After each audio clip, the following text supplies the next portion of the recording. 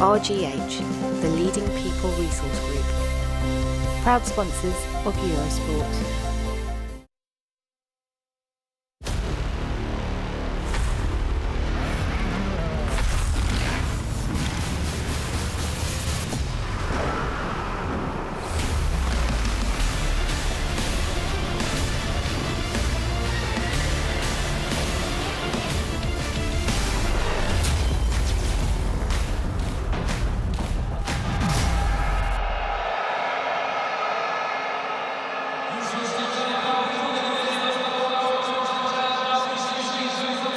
Dobry wieczór, Warszawa. Hello everyone and welcome to the FIM Speedway Grand-Prix Round 2 here on Discovery. I'm standing at this excellent stage, at this magnificent stadium where 50,000 people are getting together to celebrate the world's biggest speedway event. And I know that Scott Nichols is somewhere in the crowd and he's going to give us a little bit of that taste of such a great atmosphere. Scott, where are you now?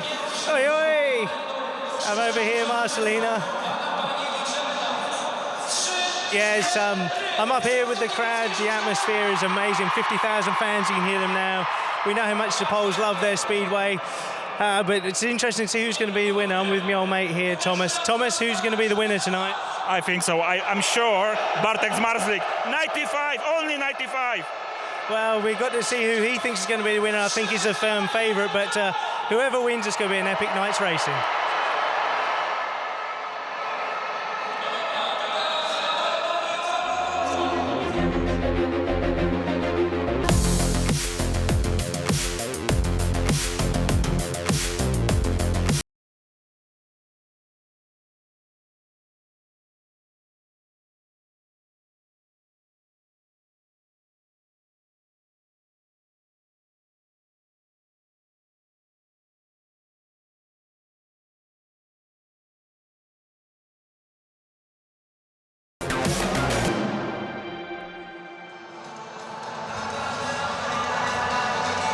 It's a round 2 of FIM Speedway Grand Prix here in Warsaw. We are in the central green and I'm joined by Kelvin Tatum, our commentator and expert and a former racer as well. How are you doing, Kelvin, today? I'm loving it. You know, the atmosphere already in the stadium is electric. You know, the passion from the fans here is just extraordinary. So yeah, really looking forward to it. It's indeed a very special atmosphere here in Warsaw. You've been around many, many times. What's so special about this place? I think really what makes it special are the people. You know, it's in their DNA here in Poland. You know, they love their speedway. And they're crazy for it. So here in the capital, in the National Stadium, I think it's something very special. It's like a celebration of the sport here.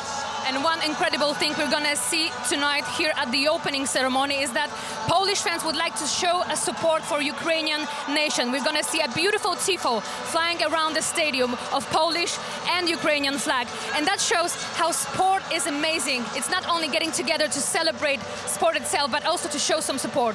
Oh, it's wonderful because, you know, Poland standing shoulder to shoulder with Ukraine. I mean, that in itself is such a wonderful, generous gesture. And they're going through a really tough time, and to be able to invite them here to enjoy the evening, I think it's a lovely, lovely thing to do. It is, exactly. And now, as we were talking, we just got on this track. It is also an incredible thing that just 1 week ago, it wasn't there, and now what a transformation. It is. It's normally a football arena. Now it's a motorsport arena, so it's been transformed. And Ollie Olsen and his team have come in and have done a great job. Track behaved beautifully yesterday in qualifying. And I tell you, I think we're going to be in for a very special evening of Speedway. So what can we expect tonight regarding this track, looking at this track right now? I think the first few races, I think, will take a little bit of time. It will evolve. And then after 2 or 3 rounds of races, you're going to see guys really beginning to work it out. And I feel that we're going to be in for an absolutely sensational night, really. It will be indeed a sensational night, especially given such a big, big crowd. And now we're going to hear from some Polish commentators and experts about why Speedway is such a religion here in Poland. You've been to all Speedway Grand Prix in Warsaw. What is so special about this event? It's all special. I've been 5 times, as you said. I was announcer, and it was so exciting because I could take the energy from the crowd. I could give my energy to the crowd, and it's special because it's full house. It's more than 50,000 people. It's the biggest event in the whole calendar. That's all.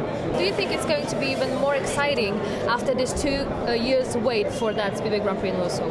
I'm sure it will be like that because we miss a big event. We had to wait for it, as you said, 3 years, and it will have a special taste this year, I'm sure. And how much of an impact does it have on you personally to be here tonight in front of such a fully packed stadium? It must be a great feeling to be back at Warsaw after such a break. It's absolutely fantastic. I'm lifting up. I just cannot imagine, what the riders feeling. They must be flying, all that crowds coming over, it's something special. It's a great event. So I'm sure you'll agree that all Speedway fans here in Poland are just crazy about Speedway. And do you think it come across as a religion here in this country? Yeah, almost. I can say almost. It's something special. The GP in Warsaw is the place where all the fans from the other cities in Poland, when they race regular, they came over here. It was a fantastic show. Absolutely, hats off to all Speedway fans who are gathered here tonight, and I'm sure Scott Nichols can confirm that the atmosphere is just super amazing. In fact, I'm gonna join him in the pit area in just about a minute, but while I'm heading down there, we're gonna show a little bit of a review of the opening round of Speedway Grand Prix this season.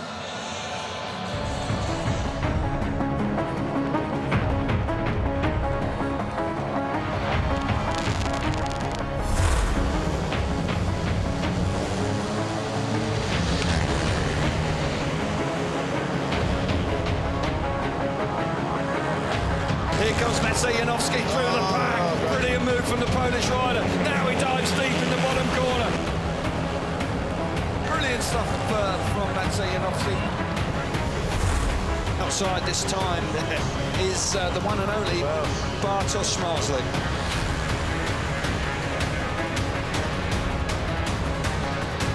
Oh my goodness gracious me!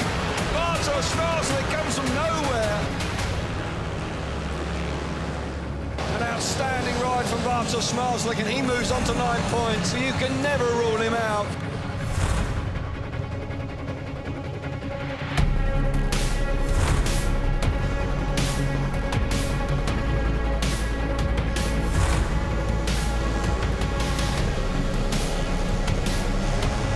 Here we go! Away they go to the first turn. Bartosz Szmarslik, fabulous start from gate number 2. Bartosz Szmarslik's away. He's got the victory in his back pocket. Now Janowski responds, roaring around the outside. Bartosz Szmarslik absolutely in a class of his own in the final. Comes out of the last corner, and Bartosz Szmarslik wins in Croatia.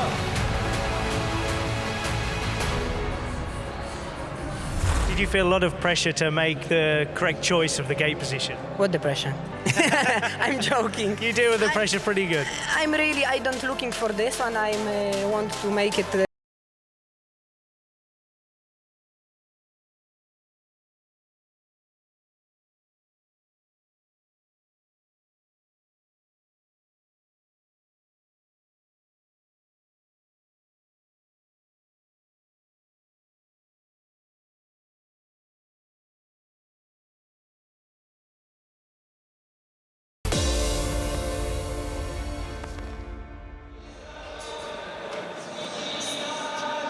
And we are in the pits area. I found here Scott Nichols. It's good to see you, Scott. I'm back. Yes, you're back, and we are back in the pit area, which is amazing this season. I think you'll agree with me. Oh, the pits are amazing, these bays look absolutely fantastic. A whole new era of Speedway, a new image, and just ironically saying just outside Ty Whiffington's bay. And it's great that we can also see what's going on here with the riders. We can see Ty Whiffington, for example, for whom the first round of Speedway Grand Prix maybe wasn't very successful, but he's going to bounce back, definitely. Oh, 100%. I think by Ty's standards, it was a bad first Grand Prix. Obviously expecting a lot more as a rider. He's capable of way more than that, but he'll certainly bounce back. He's been in good form here. ironically, he was saying he had too much power in Croatia, which most riders are searching for the power, but that was obviously a problem for him, and that can be a real headache. Exactly, Tai Wolfen then confirmed that he was struggling a little bit with the setups, with his bikes, and you know it well because you're also an active racer, how difficult it is sometimes to find these perfect adjustments, perfect setups. It is, it's really difficult, it's a real headache, and especially under the pressure of the Grand Prix environment. But also we have to take into account, before that first round in Croatia, a lot of the boys were racing in Poland the day before, so they had to travel through the night in order to get to Croatia for that first round. Not the best preparation when you're going for a World Championship. Exactly, and one of these guys who had to travel during the night from Grudziądz to Donji Kraljevic in Croatia was Bartosz Marzlik, but it didn't stop him from winning that opening round. No, it certainly didn't faze him, and he has to come in here as favourite again tonight, but can he win on home soil? A Polish rider hasn't done it yet in Warsaw. I'm sure he's bidding to win finally here in Warsaw, especially given that excellent crowd. These people are here just crazy about Speedway, and they are also crazy about Bartosz Marzlik for sure. Oh, they are. It's like you said before, it's like a religion, Speedway in Poland, and there's the pressure, but also the other riders. There's other riders in here that are not from Poland. Mikkel Mikkelsen, for example, had a great first round, made his first final of his Grand Prix career, and I think he's a real dark horse for the series this year. Exactly, Mikkel is capable of doing anything, absolutely anything, given especially the start of the season on his side for the club in Lublin, for example, and also this opening round. He made it for the first time to get on the rostrum. He did. He's riding really, really well, and like I say, that will give him a massive boost, making his first final and getting on the podium. It's a real big relief to get on the podium, but another man who got on that podium second step was obviously another fellow Pole, Maciej Janowski. Maciej Janowski, who also have great memories with this place, with Warsaw, because he finished twice second here. And what does it tell us about him toward tonight? Well, we know Maciej can do it. He's got all the tools in the cabinet. I think he excels on these indoor tracks as well. I think racing in the UK for a period of time probably helped that. But no, can he deal with the pressure? We'll soon find out. We would love to hear from Maciej Janowski at the moment, but he's getting ready for the start of tonight's round. But we spoke with him earlier today, and that's what he told us. Year-old Maciej Janowski has enjoyed a brilliant start to the season, finishing second behind compatriot Bartosz Marzlik in Gotyszan. The Pole has finished fourth in the championship 4 times in the last 5 seasons, but he wants to take advantage of his strong start in 2022. Before every season, I think about everything what I can get the best. So my goals are, like probably most of these riders, is a world champion. So last season was difficult. Like you said, it was a good start, but then I think I do some mistakes and then lost my positions. Finding the consistency throughout the season is the challenge not only for Janowski, but all of the riders within the SGP. Each event has 20 heats without counting the semi-finals and the finals. So for the riders, every time they step out on the track to compete, it's a learning experience for them. And Janowski knows more than anyone what it takes to be number one. I understand also that's the journey and something what we need to learn to get that title. So I will do whatever I can to get that title for sure. Not only is Maciej Janowski fast on the bike, he is smart off it, and he knows his strengths and weaknesses. I think I need to relax more, maybe. Maybe sounds funny, but maybe sometimes I try to focus too much on that sport, but we'll see.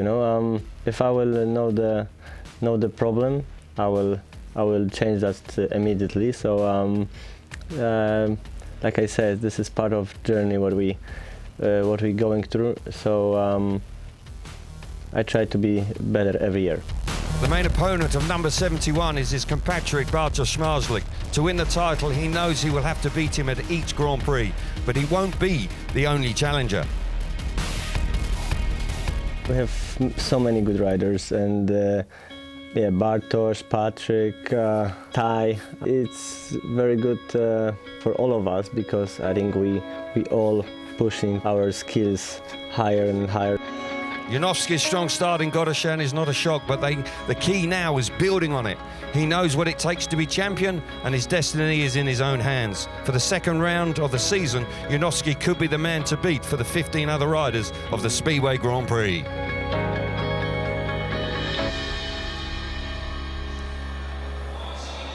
Maciej Janowski is definitely one of the most talented Polish racers, and I think that there is a lot of pressure put on him tonight because obviously he wants to perform very well in front of his home crowd, right? Oh, of course, you know, the home crowd can give you that lift and that boost, or it can apply pressure and you can clam up. But I think the interesting thing was that he was saying he maybe needs to relax. He always seems a really relaxed guy, but maybe inside, and maybe that's something he needs to do midway through the season, because that's when we kind of see that dip in his form.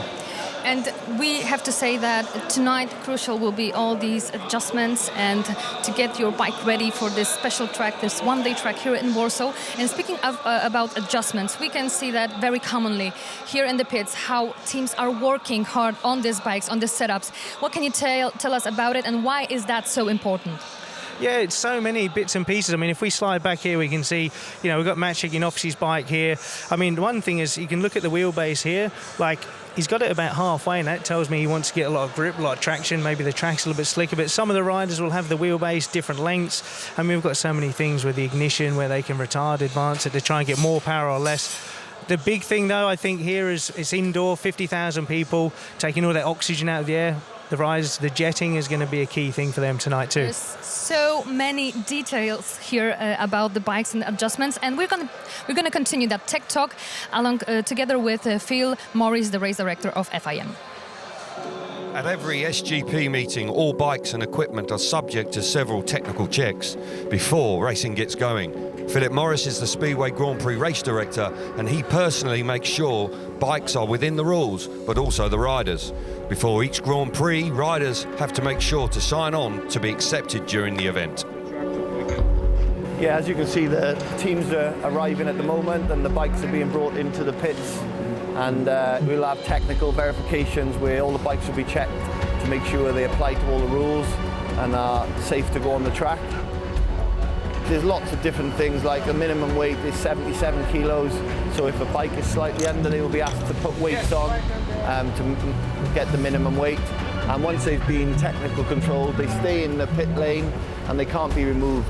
If they go outside into the public, they have to be re-inspected. So they have, once they've been checked and verified and are safe, and obviously all the rules are correct and they adhere to everything, then they're kept in the pits and they're ready to go.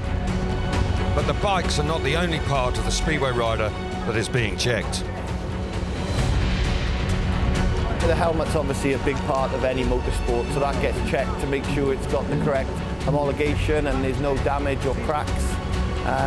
Yeah, so it's not just the bike that makes sure that's safe and ready to go on track, and it's also all the equipment they wear as well. As always, safety is at the heart of everything that the FIM do, and there's no place for error on this matter.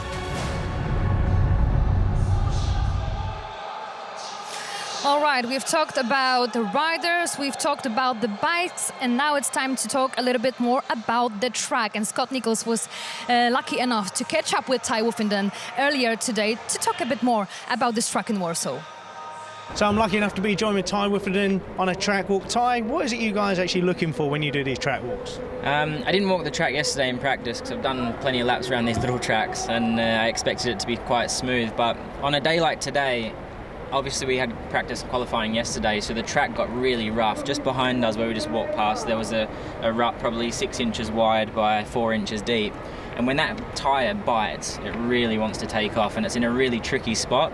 But these tracks are quite special. They're full of these tiny little stones, which makes it really hard to find a setup. You normally pull a pretty tall gear here. When I say tall gear, essentially you drive around this in fifth in your car, whereas some tracks you might drive around in fourth. That's like the best way to explain it. And yeah, just trying to find them racing lines as the night progresses, looking at the banking, if it's got any off-camber areas. Sometimes track walks just for a bit of fun. You reference lines and things like that. This is a temporary track, so when you go to an established track, you can generally kind of see the race line where it's worn in. So Is this where, I know you didn't do practice, but is this where practice becomes crucial to try and find the lines? Is there sometimes like a line that you don't perhaps expect on a track, what actually works on the night?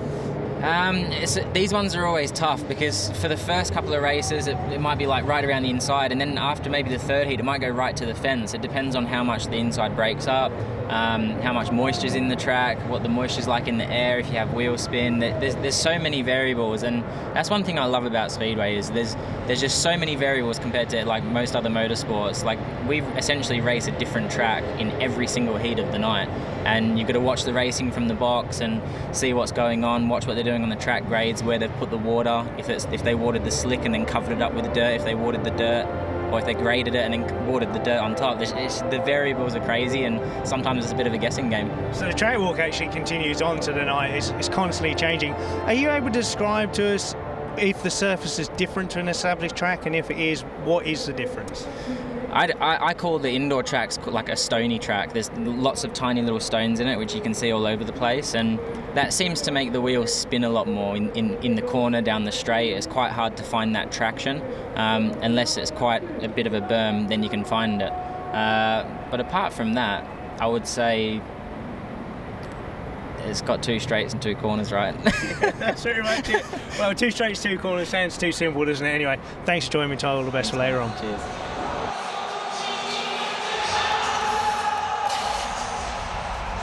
Obviously, Ty Wolfenden could be talking about this track for hours, and he won here actually back in 2016 and 2018, so he knows that track very well. Actually, yesterday at the qualifying session, he set 3rd best lap time of the day. Leon Madsen was 2nd yesterday, and who won the qualifying session? Well, Bartosz Marzlik again, and he earned the first pick at the starting position selection. He went for number 5 again. And I spoke with the riders right after the qualifying session, and here's what they told me.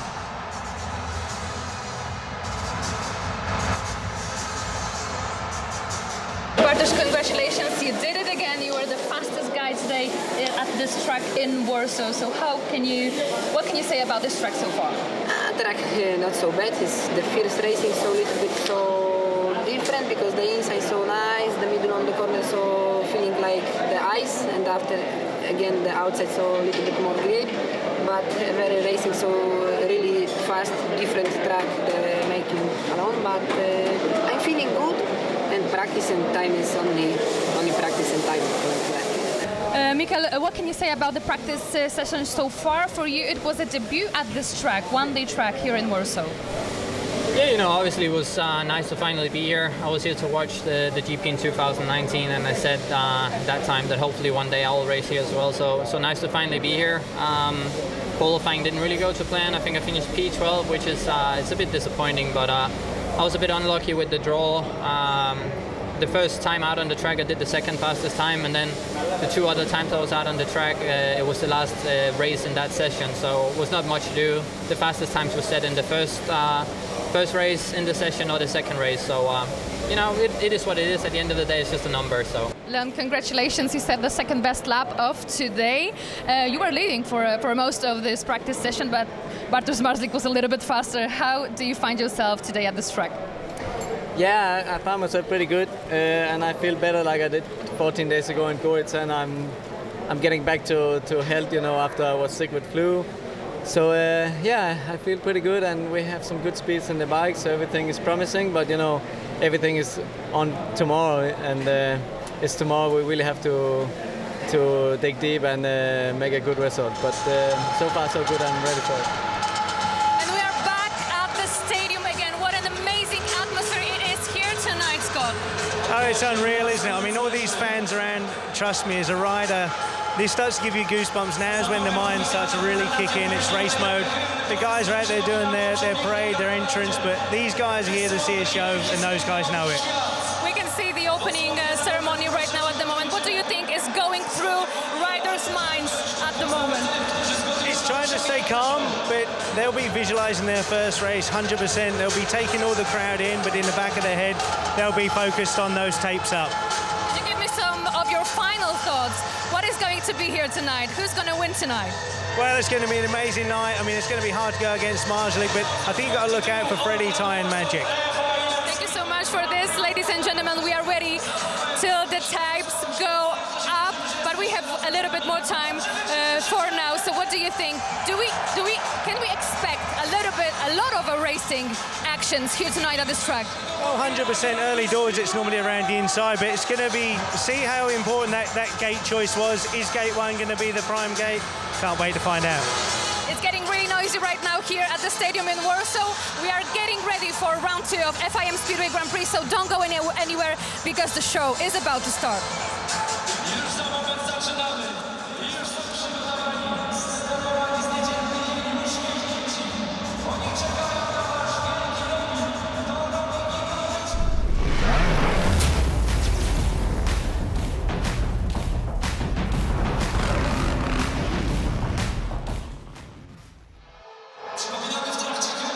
Good evening, everybody, and welcome to Warsaw in Poland.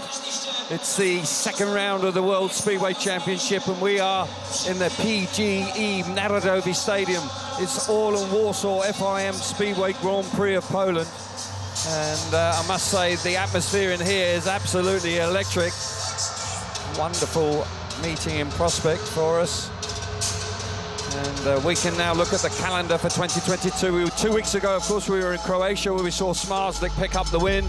We're here tonight in Warsaw, Poland, moving on to the Czech Republic, Tetro in Germany, Gorzów again in Poland, Cardiff back on the calendar, round number 7. Finally finishing up in Torun in October in Poland itself. Round number 2, Warsaw, Poland in the Narodowy Stadium. Alongside me tonight is Chris Louis, of course. And Chris, what a stage this is for a Speedway meeting. Oh, Kelvin, it's unbelievable. I wish I was 20 years younger, yes. maybe 30. But no, it's absolutely amazing. If these guys down there in the stadium on the infield there now, these riders, if they didn't know the scale of this event, they do now. They certainly do. We'll quite an introduction coming up. And we now see the young reserve rider from the Ukraine. Vitaly Lisak comes forward. Special moment for the young man, Chris. Yeah, very special moment, and I'm sure he's in for a lot of support here tonight. He will indeed. And there we see the under-21 world champion, Miskowiak, coming forward. Jakub Miskowiak coming forward. He is the second reserve rider on the night. Now we see Maxim Drabik coming forward as well, looking for a really big night. And then we see Paweł Szpilski coming forward. Poor result for him. Also, Max Frick struggled in Croatia 2 weeks ago, looking to turn his form around. See young Jack Holder coming forward as well. Another rider looking for a better performance here this evening. Yeah, he rode his way into things in Goroshan, improved through the night, started to look a little bit more confident, but he'll need something tonight. Two-time winner coming forward now, 3-time world champion Ty Wolfenden, disappointing 2 weeks ago in Croatia.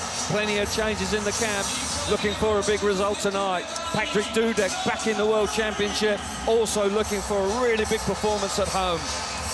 Dan Bewley had a great round in Goroshan. He only scored 6 points, but I thought it was a good, solid start for him. Yeah, an encouraging start for young Dan Bewley. And a fabulous presentation here.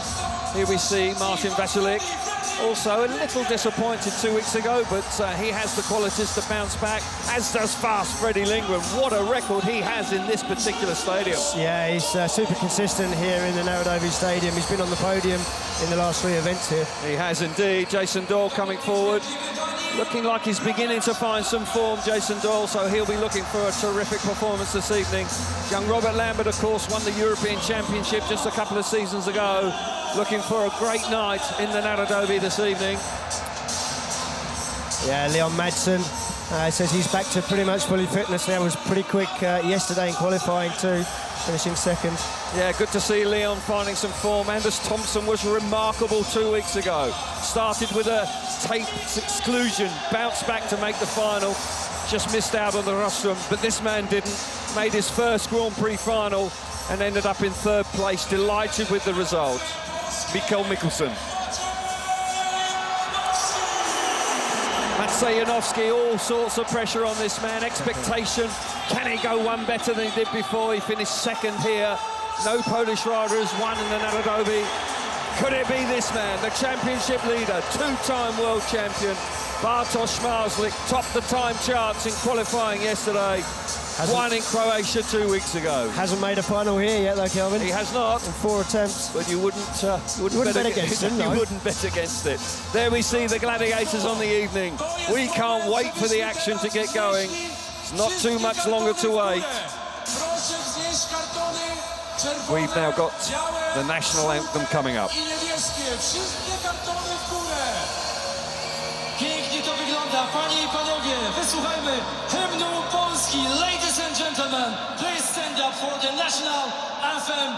Prosimy o powstanie z miejsc, czas na hymn Polski.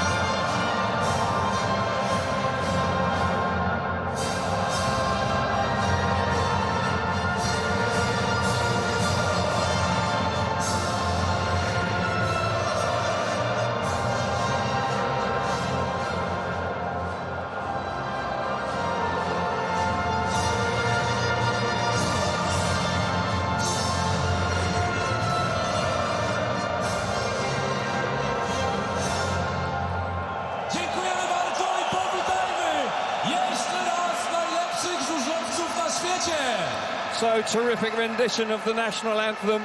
Got to say that really did stir the blood, that's for sure. We're not too far away from the action on track beginning. What a night of Speedway are going to be in for here this evening in the Narodowy.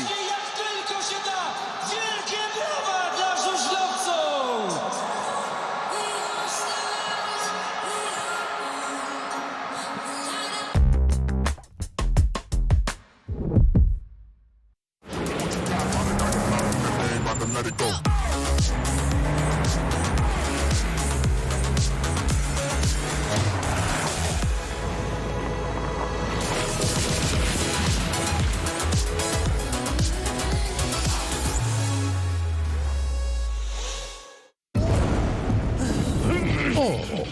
Oh, how about a spark of inspiration?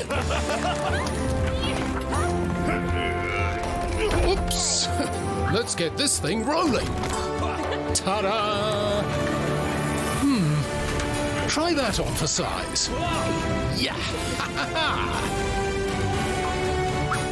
Level up in Forge of Empires. Play now for free at FOE.tv or download the app. Mom, she's on my laptop again. Oi, Olivia, down here. Learning with Barclays life skills gives you great money knowledge.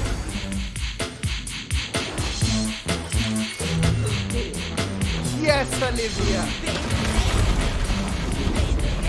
Woo! Join the 13 million who've used our free learning program. Whoa! Don't let an allergy put your life on hold. Press play with Piri. Live life in Piri colour.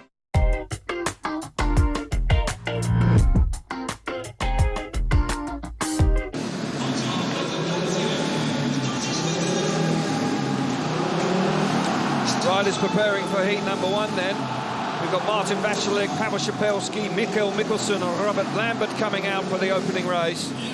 Mikkel Mikkelsen, they're coming out of gate 3. Smashing result for him 2 weeks ago, Chris. Can he build on that tonight? Yeah, it was. Made his first final, made his podium.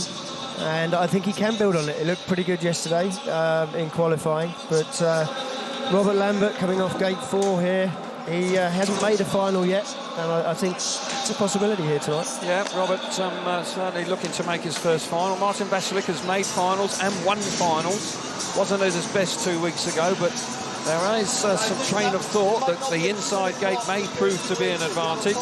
He goes from there in the opening race, and time will tell whether that proves to be an advantageous. That we don't have a 2-minute mark at the moment. Phil Morris just giving some last-minute instructions to riders, and the 2-minute clock possibly not working in the opening race, but the referee Christer Gardell is here from Sweden.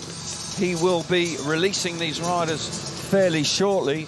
I must reiterate again, this stadium is truly sensational. We have a near capacity crowd, over 50,000 people in this stadium. It really is quite extraordinary, and the passion from the Polish fans, well, it's electrifying and breathtaking. Riders out on track. The gladiators enter the arena, and Chris, this is quite a sight to behold. It's a fantastic sight, fantastic atmosphere, and these lads will be feeling it. They'll all be happy to get one ride under their belts, and then they can just get in the groove and focus purely on their riding rather than what's around them. But I don't think you can ever completely lose that from your mind, because in fact you have to feed off it. You know, you have to understand and see it's a big event. Kind of have to embrace it. There's no way you're going to be able to ignore it, because it's just too strong. But too noisy too. You wouldn't think on a speedway bike the noise they make you could hear the crowd, but certainly I witnessed it in Cardiff. You can hear it all the way round, even when you're riding. Yes, it is an extraordinary atmosphere. Robert Lambert just beginning to make his way round. Boys have made a couple of practice starts as they've come out onto the track. The track has been well prepared, and quite a lot of water's gone down prior to the event, but we shall watch with interest to see how this temporary track evolves over the opening 4 heats. Building up to heat number 1. Mikael Mikkelsen just making a few last-minute adjustments by the pit gate there. Change of equipment there, very last minute where he's changed his bike. Pavel Szapelski there up at tapes. So here we go for heat number 1. Then Martin Vaclik going off the inside in red. Pavel Szapelski coming out of gate 2 in blue. Mikael Mikkelsen coming out of gate 3 in white. And Robert Lambert will go from the outside in yellow. Here we go for the opening race of round number 2 here in Warsaw, Poland. Fabulous atmosphere. These boys, their heart rates will be going through the roof. There's no doubt about that. Inside gate may prove to be an advantageous early on. Track looks a little slick. It could take a race or two just to settle down. Yeah, qualifying yesterday, we saw the track maintained very well, actually, and produced some good lines, I think. Here we go, green light about to come on. Riders settling in, it's on now. Tapes are up and away they go. Vaclik makes a terrific start from the inside. Lambert's there, but he's caught in no man's land. Mikael Mikkelsen sneaking up the inside. An opportunist move there from the Danish rider. Charging to the front. Here comes Pavel Szapelski into the picture. Stunning opening lap in the first race. Yeah, great opening lap. And Mikkelsen with a really good first turn. And Martin Vaclik made a good start, but he's just been beat up in this race. With both Szapelski and Lambert getting past him at the moment. It's a little bit of a queue up around the inside. You said it earlier, Kelvin, that the track would take a few races to develop, and the fastest line is around the curb at the moment. Mikael Mikkelsen powering away out in front. Terrific move on that opening lap. Also, Pavel Szapelski coming under huge pressure from Robert Lambert. He's faster than Szapelski. He can't find a way through. Szapelski covering all the moves. Into the last corner of the opening race of the evening. Mikael Mikkelsen really didn't put a wheel wrong, wins in style. Martin Vaclik, he will be scratching his head after that one. Made a super start from the inside gate, ends up failing to score, but for that man, 3rd time out. And got to say, finishing 3rd, 2 weeks ago, but winning the opening race of the evening. That'll settle him down nicely, Chris. Yeah, well, it's always good to start with a race win, particularly off a gate that may not be favoured in the early heats, so that'll settle him down. Super ride from Mikkelsen, and the Danish rider really does seem to mean business this season. He's maturing nicely, and the 2-time European champion starts with a great ride. Yeah, great ride, and Martin Vaclik will be disappointed with this. Absolutely electric away from the start. Hits the first turn well clear, but he just goes across the track, opens up a gap. Mikkelsen doesn't need a second invitation, straight through, and very quickly followed by Szapelski and then Robert Lambert. So, but look at Mikkelsen, just a nicely timed cutback, read that first turn to absolute perfection, just using that right leg to get his weight back on the bike, all of the weight on the seat. finding that little bit of extra traction. And here we can see Martin Vasilek just making his way backwards. Yeah, he just found himself trapped on the outside there, and that wasn't the place to be. A little bit of no man's land. You can see those two boys there just hugging the inside. But Phil Mickelson, delighted with the 3 points there. Pavel Shapelski in second place, 2 for him. Robert Lambert back in third. Looked quick though, Lambert. And Martin Vasilek failing to score first time out. So we're up to heat number 2. We're not hanging around here. We're on with the action thick and fast. Super opening race we had there. So on the inside, we've got Bartosz Smarzlik, the championship leader. Freddie Lindgren alongside him in gate number 2 in blue. Jack Holder in gate number 3 in white. And on the outside, Dan Bewley in the yellow helmet colour, who did actually show very promisingly early on in qualifying yesterday. Just faded a wee bit towards the end, but still, nonetheless, not out of his depth. No, certainly not. It was a shame, actually, to see him slip down. I think he ended up in 9th position, but not very much in it. Everybody very competitive yesterday, but that man, Bartosz Smarzlik, he didn't actually do it in his first session, which is a surprise. But as I said, the track was maintained very well, gave all the lads an opportunity all the way through the whole qualifying session to put in a fast time. And once again, it was Bartosz Smarzlik. He produced when it really mattered, settling down now for heat number 2. Start Marshall just making sure he's happy. He is now. Green lights on. Tapes are up and away they go. Superstar on the inside from Smarzlik.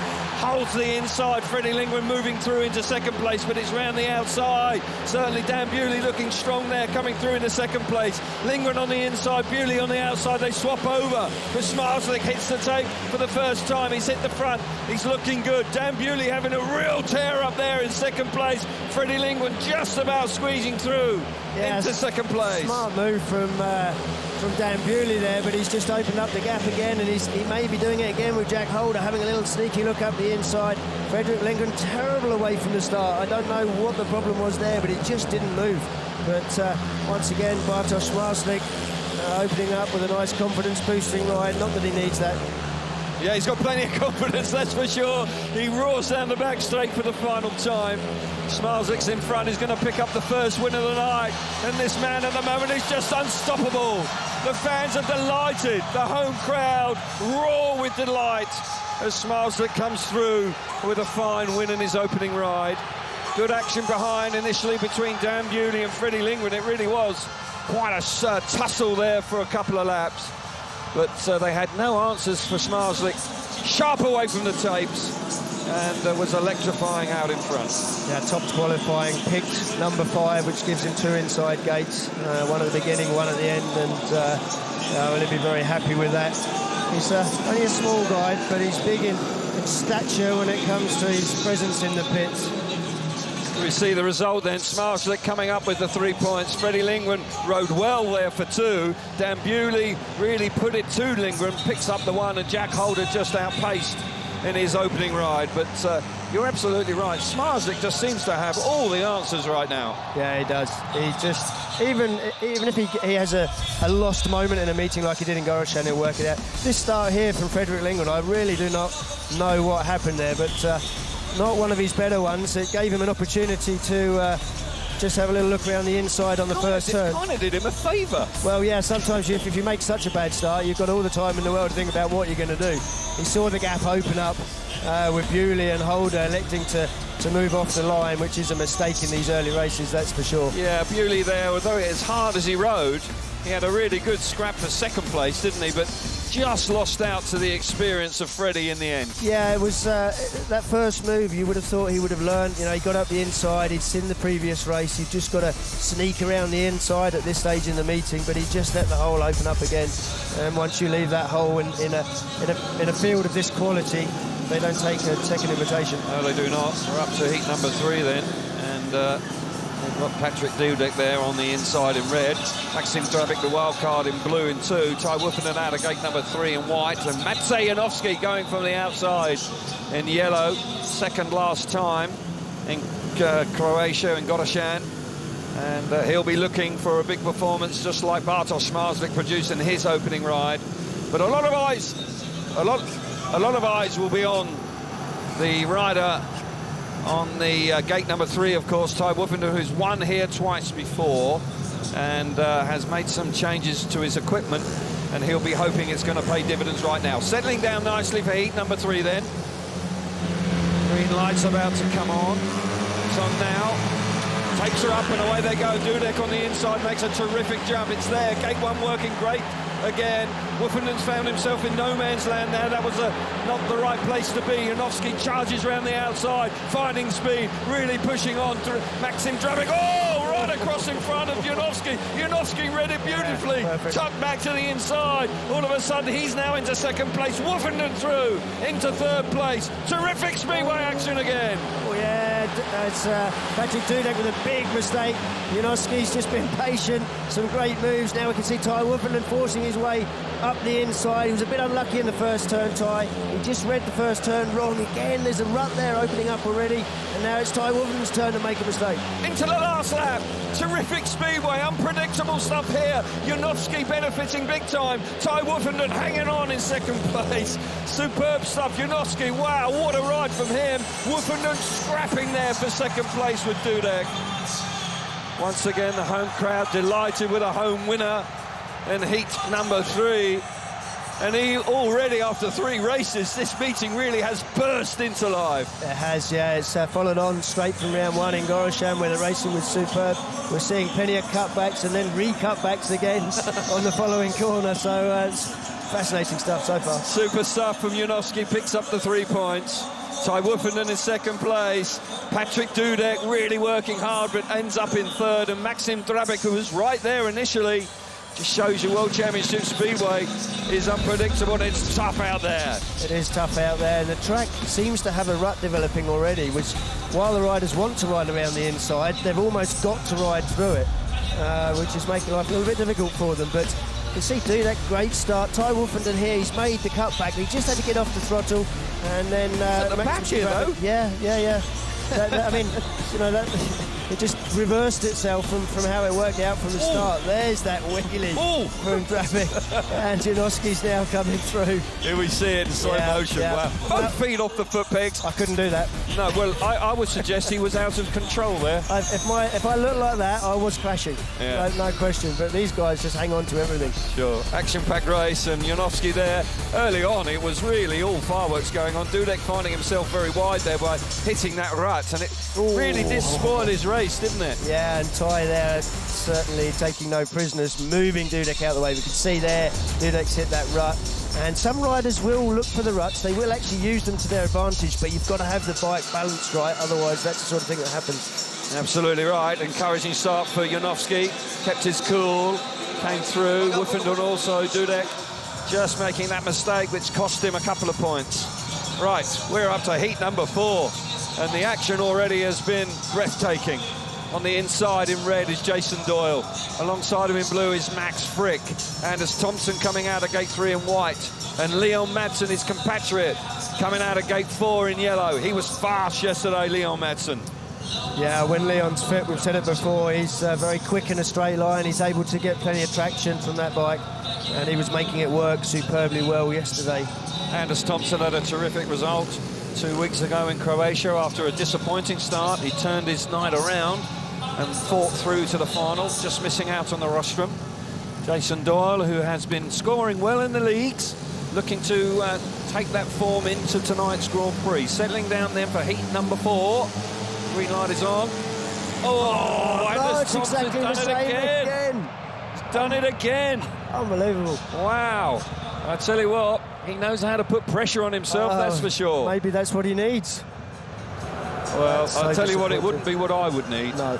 I'd want to have 4 laps under my belt here, because he's going to have to wait some time now before he rides again. And that's desperately disappointing for Anders Thompson. Clearly the nerves just getting the better of the Danish rider here. Yeah, he just can't compose himself at the beginning of these meetings. This is how he started in round 1, and he'll be out of this one too. I can't see any reason why he won't be excluded from this one. He's got to wait until heat 8, Chris. Yeah. Heat 8 before he gets an opportunity to do a lap.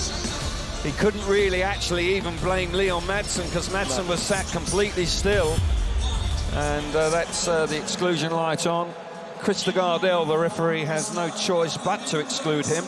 If you're new to Speedway, if you touch the tapes in that fashion, then you are excluded. and you will take no further part. We will see a reserve rider come out now, and it's quite some reserve rider, I can tell you, because we will see Jakub Miskowiak come out, and he is the under-21 world champion, so could well produce a stunning ride here. Yeah, and this will be a great warm-up for him. 2 weeks' time in Prague, he's got the SGP2, a new event for the under-21 riders. He's got the first round, he's already qualified for that. He has indeed. We have 3 rounds of GP2, and the first one being in Prague, second one being in Cardiff on the Sunday after the GP, and the third one when we culminate in Torun, that will be on the Friday night there. I would just like to mention that there are some Ukrainian refugees in tonight that have been invited by the organisers and the FIM, and it's a wonderful touch. They're with their families. We saw some of them earlier on, and they are thoroughly enjoying their experience of Speedway here tonight. And Poland certainly showing a lot of generosity to the Ukrainians here. So, coming up to tapes again for heat number 4, restaging of heat number 4, second time of asking.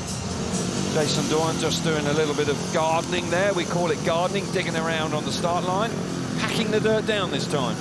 Yeah, I've got to say, I mean, I was a rider that always liked to use a fresh bit of track if I could, where no one had started from.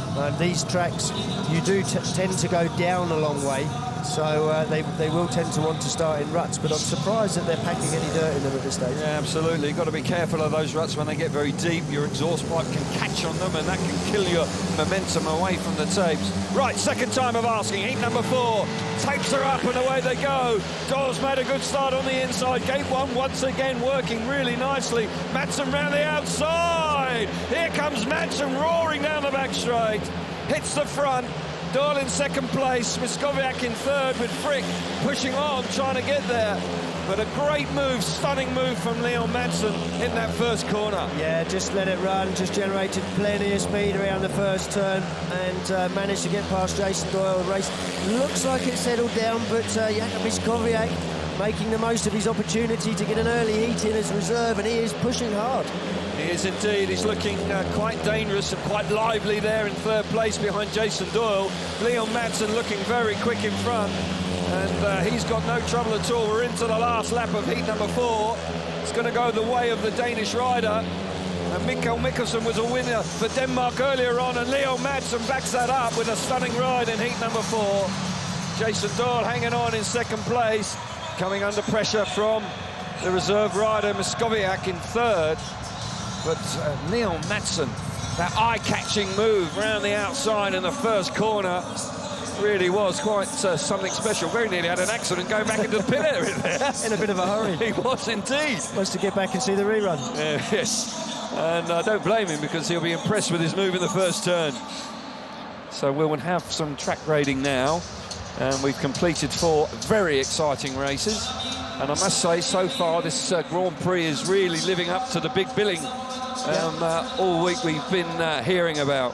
I thought we may have to wait a few heats before this one came alive, but no, we haven't had to wait. Very even break from the start. We can see Leon Madsen doesn't make the best start, but he decides to let the bike run, and that's the widest actually we've seen anybody go so far on this track tonight. And we can see already that the dirt line is working as he builds up plenty of speed down the back straight, and Jason Doyle just has to settle for second on this occasion. He did indeed. Leon Madsen just had too much pace. There is a slight rut in that bottom corner, but all 4 riders are managing to cope with it this time. But Leon Madsen pushing on. Decent ride from that man, Jakub Miskowiak. Yeah, made a few mistakes like that one. Yeah, it was awfully close to Jason. It was indeed. Actually, I didn't realise quite how close that was. And looking at the slow-mo there, he was a bit untidy there for a moment. He's turned the bike a little bit too hard after having all that traction. It was a bit of a panic move, and then ended up turning too early for the corner. Leon Madsen picks up the 3 points. Jason Doyle back in second place, 2 for him.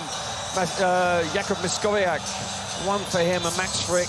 A disappointing opening ride, and he misses out in the opening race, or his opening race. Madsen fast, though. Could he put pressure on Smarslik a little bit later on? We see the standings after the first 4 races, and there's much more to come. And Doyle in second place, and Thompson, obviously, unfortunately, missing out this time.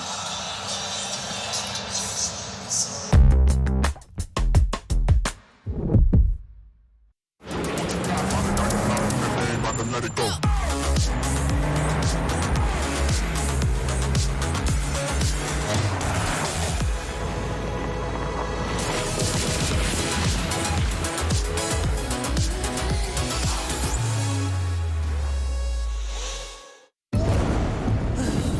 Oh, how about a spark of inspiration?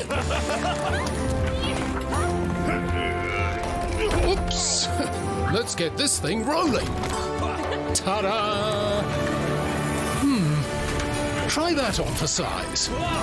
Yeah! Level up in Forge of Empires. Play now for free at FOE.tv or download the app.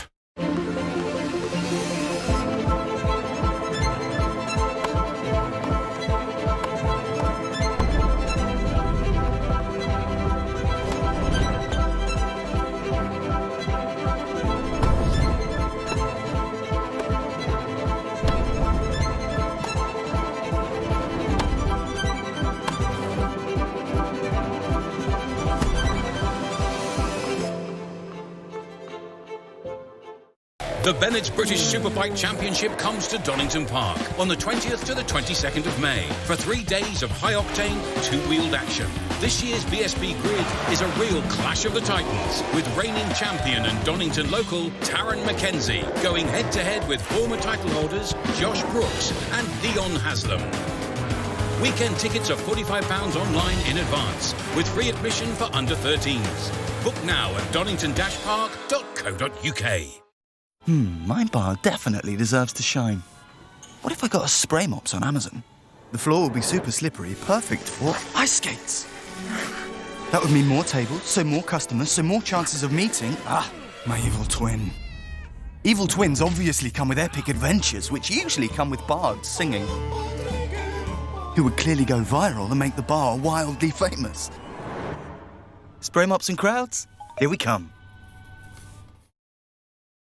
Freshly ground Arabica beans, organic milk, a white coffee, just 99p. Unbelievable.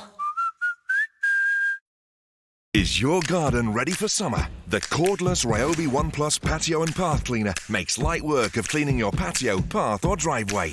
Enjoy the convenience of cordless, with one battery that powers over 150 tools and an extended reach handle to suit all heights, so you can effortlessly tackle weeds, moss and grass, giving you more time to do the things you love.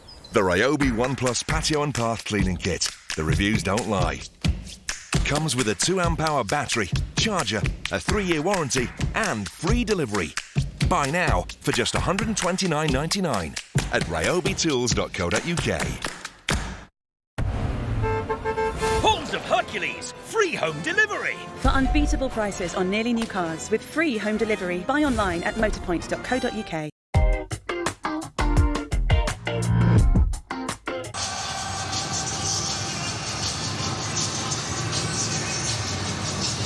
Yeah, not too much longer now before we'll be on with heat number 5. And as I said before, we had some smashing races in the first 4. Track preparation now coming to its conclusion. One more lap for the water bowser there. And the heavy equipment leaving the track. And Polish fans in here in their thousands. It's a wonderful attendance and a terrific atmosphere. In turns 3 and 4 to go from 3rd to 1st. Yeah, track is a little bit breaking. Not surprised because that was 3rd heat, but hopefully we don't have any bigger issue tonight. And good start, 3 points. We've done small change. We will see where this will take us. Well, good luck for the rest of the night. Thank you. Well, we were hearing from Janowski there. He just suddenly burst in on us. But nonetheless, he was making a few tweaks.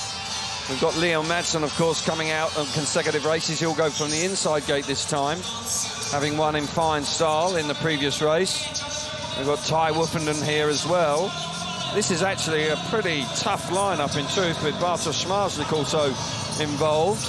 Ty Woofenden on the outside of him. Yeah, exactly. So this is a mouth-watering heat number 5 in prospect. 2 heat winners in Smarslik and Leon Madsen. Second place for Woofenden first time out. So yes, yeah, looking forward to heat number 5. I certainly am. I read an interesting comment actually from Bartosz Smarslik. He was being interviewed and asked about the pressure of this meeting and how much it meant to him, and he said, I don't think I must win, I think I can win, which is a decent way of handling that. Fantastic reply. He will go out of gate 3 and he's already at tapes doing some work. And Leon Madsen on the inside, he'll be hoping that inside gate continues to work well. Last few minute adjustments to the rear chain of Martin Veselik. Quite possibly a change of equipment there. That's quite often the reason that happens. Maybe trying a second bike in his second outing. Woofenden, who had to scrap quite hard for 2 points in his first race, will go from the outside. Leon Madsen just continuing to settle down on the inside. Need a tear off on that camera. It does indeed. Yeah, but we're up for heat number 5. The lineup is Leon Madsen on the inside in red, Martin Veselik in gate number 2 in blue, Bartosz Smarslik coming out of gate number 3 in white, and on the outside is a 2-time former winner here, is Ty Woofenden. And can Woofenden do anything about that man in the white helmet colour? Heart rate's up there in the left-hand corner of your screen. Fairly high, I would say. And it's a big night. The adrenaline is pumping, that's for sure. And this race, you won't want to take your eyes off this one. It really is a star-studded lineup. Madsen won in the previous race. He's on gate 1 this time. They settle down. The green light is on. Away they go. Madsen makes an absolute superb start on the inside. He hugs the inside. Woofenden on the outside. Smarslik pushing hard there on the inside, but can't make that move work initially. Madsen in the middle of the track. As they complete the opening lap, it's Smarslik coming through into second place. Woofenden just a little bit too wide on that run out of turn 4. Yeah, Woofenden did all the hard work on the first turn, got himself in front of Smarslik. But then Smarslik, he just actually made a mistake, Ty, entering turn 3 on lap 1, and Smarslik able to make his way through. But Leon Madsen collecting a little bit of a rut there on the inside, but he's certainly got the pace. Looking good out in front, Leon Madsen. Track's a little bit wet here and there. You've got to say that Ty Woofenden is absolutely covered in shale back in 3rd place. Madsen won't care about that. He's as clean as a whistle out in front. Super speed from the Danish man, and he goes back to back. 6 points out of 6 for Denmark. Smarslik moving through nicely into second place. Woofenden just making a small mistake early on in the race and found himself stranded on the outside coming out of turn 4. But for Leon Madsen, a very strong start to tonight's Grand Prix, and he'll be delighted with 6 points. Yeah, back to full fitness. Obviously feeling much better. He looks much better than he did in Goroshan. Does indeed. Leon Madsen picks up 3 points. Bartosz Smarslik on 2. Ty Woofenden just missing out. 3rd place for him, and Martin Veselik at the back. But for this man, goes into the pit area a touch slower this time because he's learned from his earlier mistake. But tough this for Smarslik and Woofenden off the outside gates just after the track grade. The dirt's been brought in. They don't have that advantage. Ty now, he's got himself into second place, but he just goes into the bottom corner a little bit too wide. But fantastic start on the inside from Leon Madsen. But this is what Bartosz Smarslik's all about. Not in a good position here, but he just works the tracks, doesn't panic, sticks to the inside. At one point, looks like he could actually get up the inside of Leon Madsen. Yeah. Just here. It was quite wet there, you know, and it was a bit greasy, and I think that caught Woofenden out. Look at him having to pull a tear off there. Yeah, he's absolutely And he was absolutely smothered in shale. You're right, it did look for a moment that Smarslik was going to make his way through into second place, but or even actually hit the front there. But Leon Madsen has started well. He's healthy this week, and he's looking very, very quick indeed. Right. Heat number 6 then. On the inside, we've got Max Frick looking for a better result this time. Patrick Dudek coming out of gate number 2 in blue. Szapelski in white out of gate number 3. And on the outside this time, we've got Jack Holder in the yellow helmet colour. Heart rate, 160 for Max Frick, 164 for Szapelski.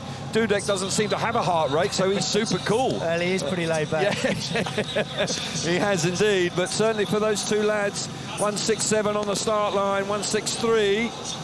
pretty high, adrenaline again, roaring around the body. Need it though, you want the butterflies in your tummy. You need that to be sharp. You want to be able to be jet propelled away from the tapes. Max Frick is struggling for form at Grand Prix so far. Needs a result this time. Yeah. Settling down then. Start Marshall just making sure that riders are in the right position. Heat number 6. Green light is on.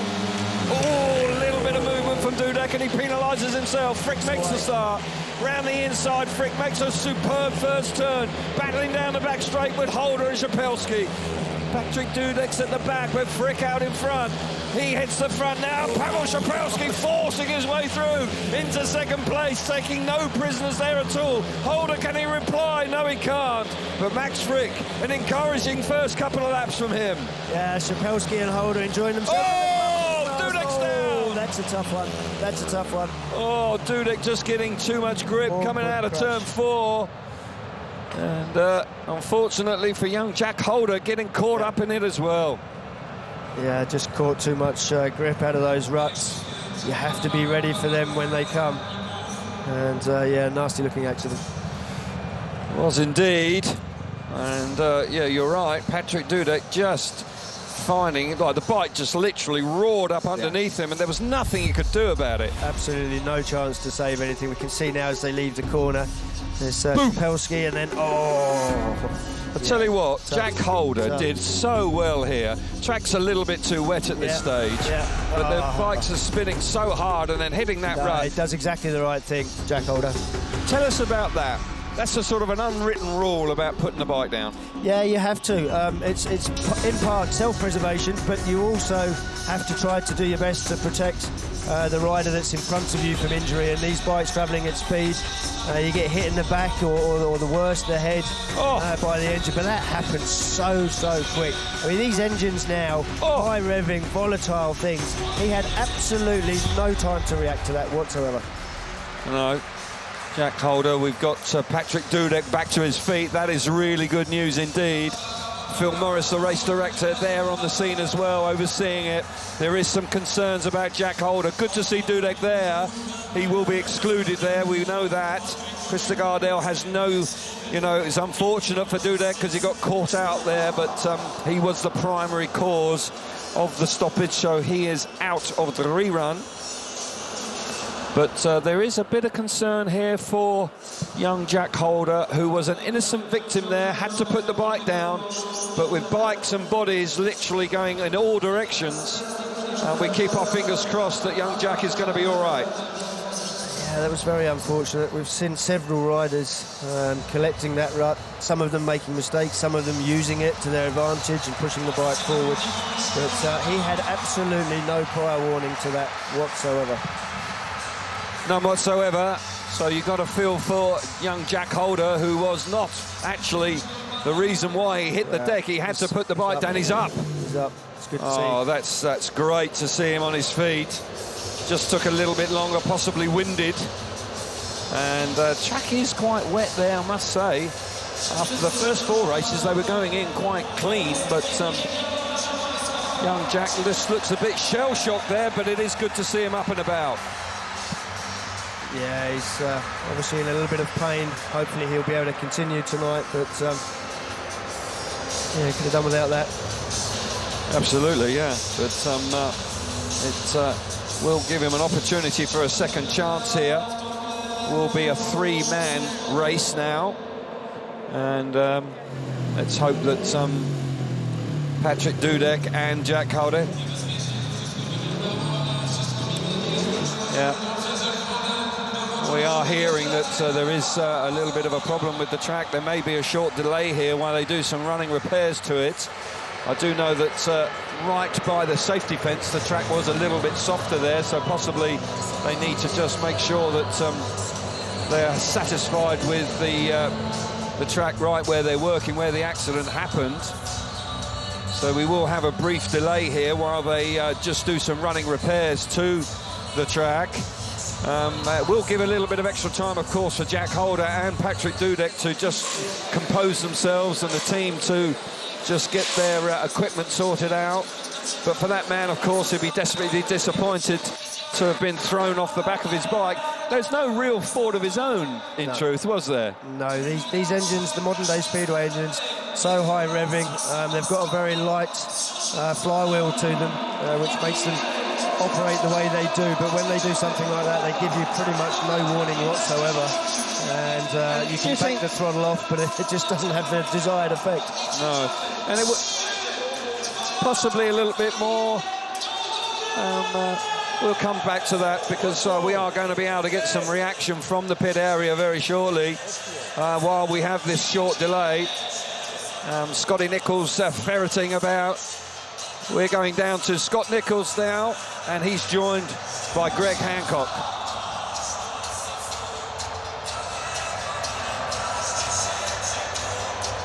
Yeah, I'm joined by Greg Hancock now. Obviously, nobody likes to see any instances, and the Phil Morris race director is going to obviously try and fix that hole in that rut. Greg, you've been in this situation many times. What's it do for the riders when they see the track starting to cut up like that? Well, as you know yourself too, I mean, these are the situations when it's still so early in the night that it really kind of brings a concern that how long is it going to last, how much worse is it going to get. You know, there's not a lot of options that they have at this point. You have to just kind of, as a rider, you got to kind of look at these ruts that are coming and think, how do I get around them? How do I get through them and make the most of a difficult situation? We hear about bike setups all the time, and it sounds like a very repetitive question, but when there's a rut like that, I've sort of walked up and down. It seems like quite a few of the boys have got their bikes quite short, and for those that don't know, that means the bike will be quite aggressive. They want it to hook up from the start, but when you hit a rut like that, that makes it even worse. So are the boys kind of rolling the dice a little bit with the setup? Yeah, you know, I mean, there's a lot of experience here, and there's at some point there's a lack of experience at the same time, right? Because we get spoiled with so many great racetracks these days. So when you get a tricky one like this, these are the ones that I always used to enjoy myself because I learned on some really tricky stuff as a kid, as you did, and you got to think outside of the box a little bit and make those adjustments. But you're right; the short bikes definitely get difficult to ride. You were always a guy that thought outside the box.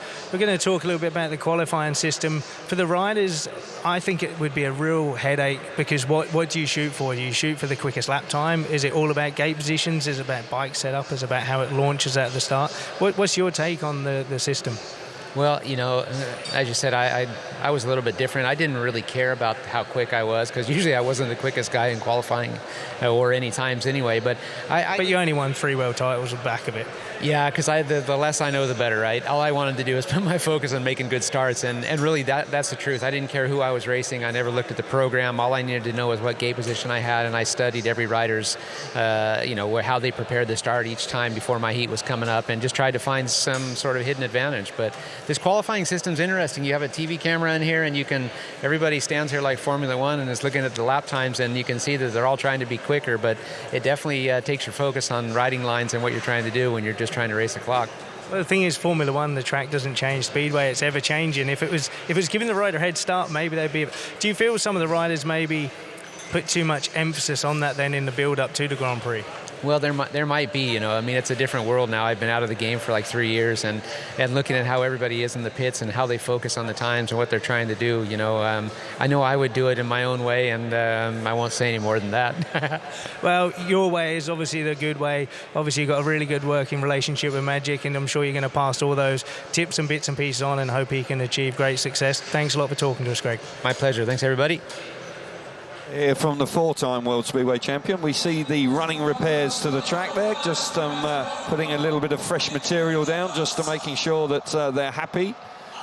We are going to have a delay here. This is quite significant track work and repairs here, Chris. So I've got to think that Max Frick and the other 2 riders here are going to have to be quite patient.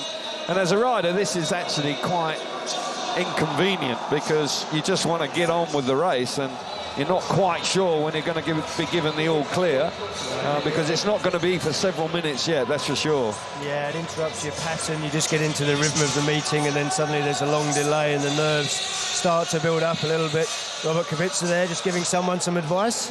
Yeah, you've got to turn left, he's been telling them. But quite clearly close with the Bartosz Smarslik camp. That's Bartosz's father there, who's ever present in the team. Yeah, a big member of that team. Yeah, absolutely. He's very much a a strong influence in the Bartosz Szmarslik team. Doesn't always work, lads and dads, does it, actually? But it certainly works well for that team, because it's a family affair, because his brother's in there as well. And a very tight-knit team. Looks like we might be making some progress there with the material now on the truck being moved away. Phil Morris overseeing running repairs, as I've said. I can only assume that there was the bikes crashing that actually dug a hole out there, because... yeah, well, I walked the track actually earlier, and it's quite soft on the outside, yeah. So as you say, that possibly a footrest or handlebars have dug into the track and done some damage. It was interesting to hear Greg Hancock talking about the ruts around the inside of the track on the racing line, because, yeah, you can ride around them, you can look for a smoother line, but you've always got that nagging doubt in the back of your head if someone's behind you that they're going to go through it. And yeah. they're either going to go past you and use it very, very well, or they're going to come through you. Yeah. So, yes, it just depends on how much of a risk policy you're prepared to take. And certainly, I don't think Dudek was actually even expecting it. I think it just caught him out completely. And so we won't see Patrick in the rerun of the heat number 6. Looking like we are going to be underway with action very shortly indeed. Max Frick is on his way out. Szapelski also is being pushed off. Jack Holder, who certainly was in the wars there, and he has a change of equipment. That is a brand spanking new bike for the rerun of heat number 6. Max Frick, who'd got away quite nicely, and he missed all the fireworks that had gone on behind him. But you've got to say that, you know, Max Frick would have been really disappointed to see the red lights coming on. He'd finally got to the front, and then it got pulled short, so he's got to do it all again. Yeah, the reigning Aussie champion just made a nice clear start, got some fresh air, was going to settle him down, so you're right, he's got to do it all again in the rerun. Yeah, well, this is what the test of the Grand Prix is all about. Composure. Can you keep it together? Digging around. Ruts have already appeared in the first half dozen races. And this is an issue for temporary tracks. The surface can break up from time to time. Not easy. But as Greg Hancock was chatting away with Scotty Nichols in the pits there, you know, how you deal with it, how mentally you come to terms with racing on a surface like this can be the difference between a big result and not. But nonetheless, racing will continue very, very shortly indeed, with the 3 riders remaining. Jack Holder on gate number 4. Good to see him back on the bike. Probably feeling a touch second hand, but nonetheless, the adrenaline will it's a good drug. that. Yeah, very good drug indeed, a painkiller extraordinaire. Here we see the rerun of heat number 6. Max Frick on the inside in red, no rider in blue, of course. Szapelski will go from gate number 3 in white, and Jack Holder going from the outside in yellow. Settling down, green light is on now.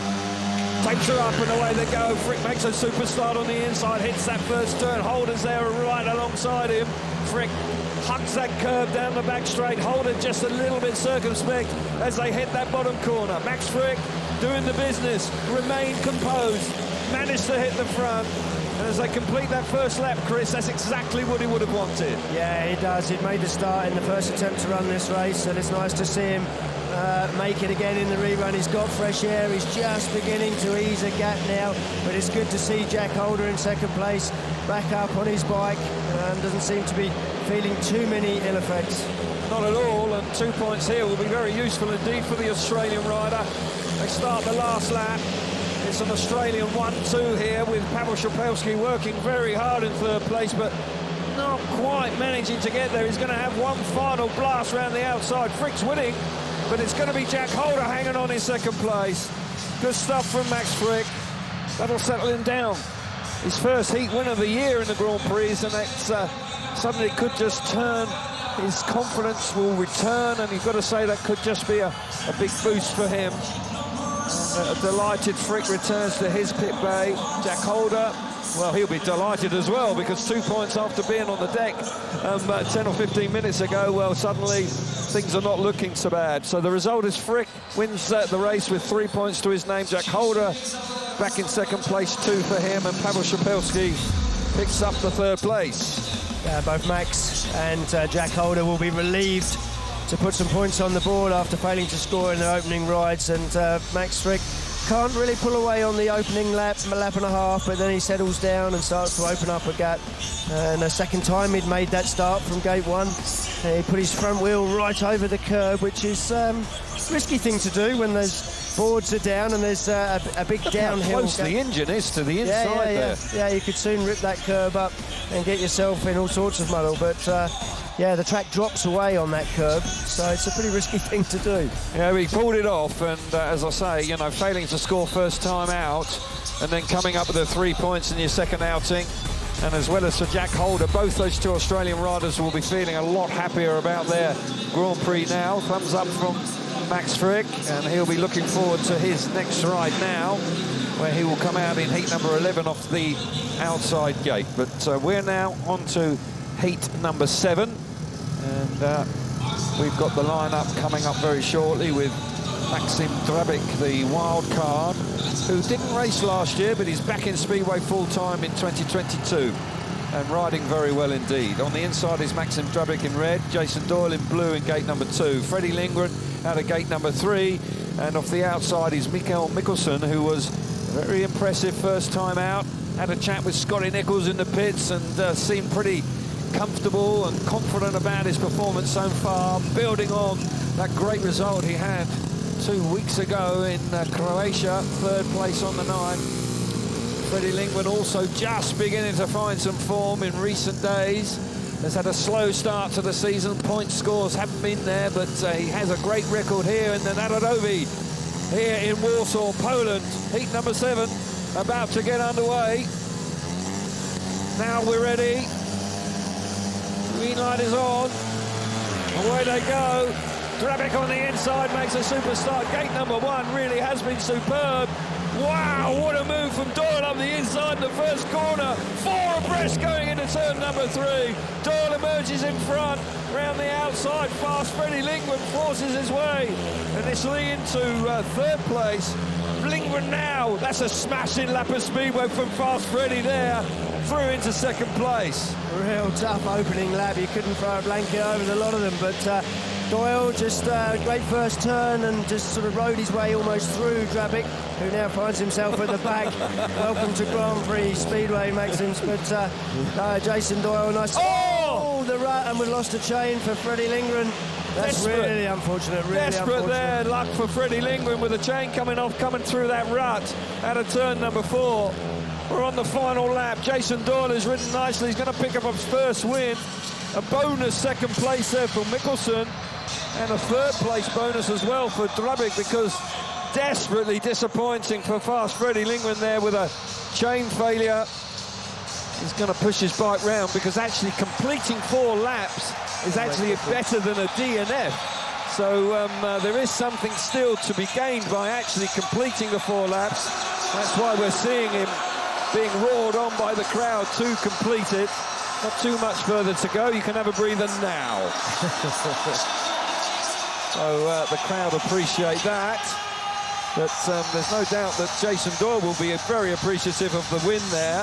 The Australians have bounced back in style in the last couple of heats with 2 back-to-back wins.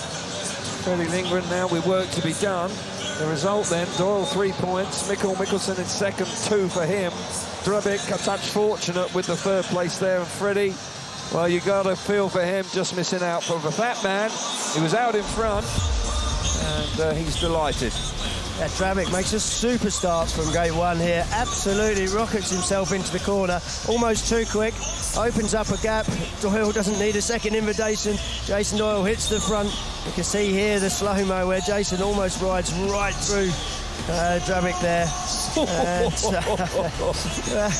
Welcome to Grand Prix. Someone was only saying the other day you can't move Jason Doyle out the way, he's rock solid. Well, he certainly can move other people out the way, as we demonstrated there. Yeah. Freddie Lindgren really tough on him here too.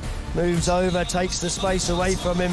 And then unfortunately later on in the race, Freddie Lindgren just collects a rut and loses a chain. Unfortunate for him, very unfortunate. And he'd ridden so well in the early stages of this race. It really was an eye-catching race, and there you see it. Yeah, the bike flexes, that's what happens. And then the chain becomes unaligned on the sprocket, and it's just thrown it. It's exactly as he hits the rut.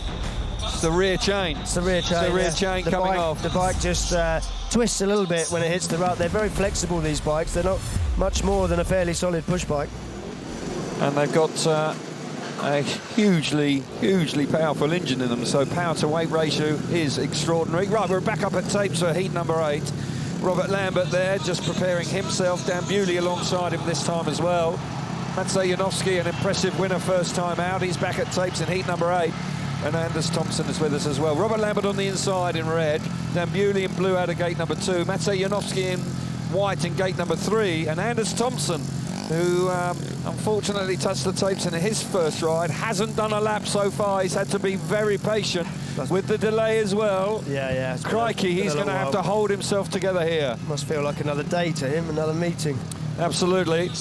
And he managed to bounce back in fine style 2 weeks ago in Croatia, having touched the tapes in his opening ride. Lambert, 171 there, beats per minute from his heart, settling down then. Heat number 8. Green light is about to come on. It is on now. They're away. It's an even break. As they get to the first turn, it's all about Robert Lambert. Dan Bewley following him through. Anders Thompson. Yeah, Janowski around the outside. Fabulous move from the Polish boy. Around the outside again. Lambert responds. No, he can't hold him back. Janowski, the crowd are on their feet. He really is a fan's favourite. Roars to the front. And Janowski winning first time out. Could possibly push on for a second consecutive heat win for him. Great stuff from Maciej Janowski. He just managed to sneak around the outside of Lambert. Just done enough work on the lap before just to get his nose in front. And if he hadn't, I think Robert Lambert would have had the opportunity to cut that run off. But he'd done all the work, and now he's stretching the lead. He looks very comfortable out front. Indeed he is. Down the back straight for the last time. And Maciej Janowski, superb to get to the front. Robert Lambert back in second place, but listen to the fans.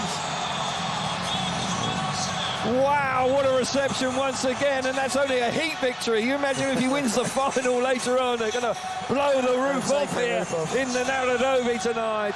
The Poles love their Speedway, and they love nothing more than their men winning races at Grand Prix level. Janowski comes good. Number 71, doing the business in heat number 8. Great stuff from Maciej Janowski. He's had a couple of second places here in the Warsaw Grand Prix, so he would love to go one step higher and be the first Polish rider to win this meeting. Absolutely. Desperate times for Anders Thompson after an exclusion in his first one. He misses out again here. Yeah, all the action again in the opening lap and a half. Robert Lambert really steams into the first turn, manages to keep the bike down low, which took some doing. But while he's doing that, Maciej Janowski's got all the room to work the outside, work the dirt line. Fortunately, it's been 3 or 4 races. This is the 4th ride since the track race, so there's a bit of a dirt line now that's working for him. And we can see here when he makes the pass, he's done all the work. He's just got near enough to Lambert. Lambert knows that it's too late now. He can't shut the door, and I think he knows that Janowski's going to come past. Yeah, an irresistible move from Maciej Janowski around the outside of Robert Lambert, and Janowski then pulls away. Bit of action here on the run to the line. And did Anders Thompson miss out? I may have been doing him a disservice. Wow, that is tight. That is tight. Here we see the result. Do you know what? I didn't appreciate quite how close that was. Anders Thompson did miss out. And so it's been a tough start for him. Janowski 3 points, Robert Lambert in second 2, Dan Bewley back in third place 1, and Anders Thompson's Grand Prix, well, it's been a disastrous start for him. After 2 races each, we've got Janowski and Leon Madsen away on 6 points, and Mikko Mikkelsen on 5, Bartosz Szwarczyk on 5 as well, and Doyle looking good there in 5th as well. Work to be done for other riders, but certainly Janowski and Leon Madsen leading the way on 6 points.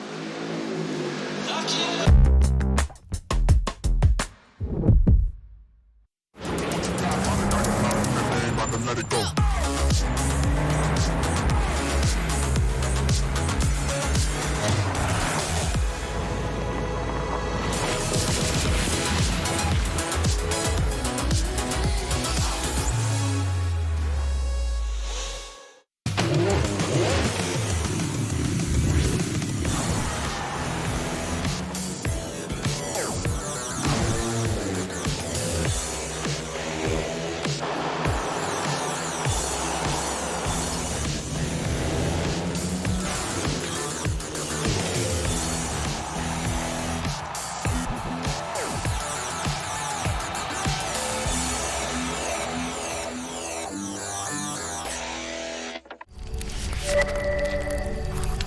The love of art started in my heart.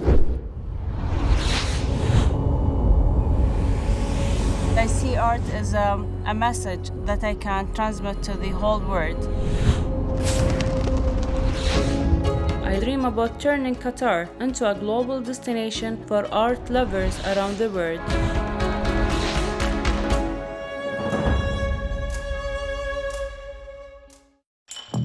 It's the BT Spring Sale. Time to grab our Superfast Fibre for just $26.99 a month. It's everything you need to make your home super safe and speedy, all at a brilliant price. Get a £20 money-back speed guarantee, super strong Wi-Fi with the Which Best Buy Smart Hub, and Norton security included. Everything you need your broadband to be for just $26.99 a month. But hurry, this offer ends Wednesday. Why choose anyone else? Join BT today. Let yourself into it. Select Specs. Forget the limits. Select Specs. Simply select prescription glasses from just £6 a pair, including lenses and coatings. Select Specs. Be bold. Be catchy. Be chic. Be in your glasses from selectspecs.com. Let yourself into an amazing range of glasses from just £6. Need a new windscreen? Head to autoglass.co.uk and book with us now in minutes, done before your show starts. Enter your reg, tell us where, the day and time, and we'll fit your new windscreen. We work with insurers and handle the claim for you, so you don't have to. It's easy at autoglass.co.uk. Autoglass repair, Autoglass replace. Heard about GoDaddy Websites Plus marketing?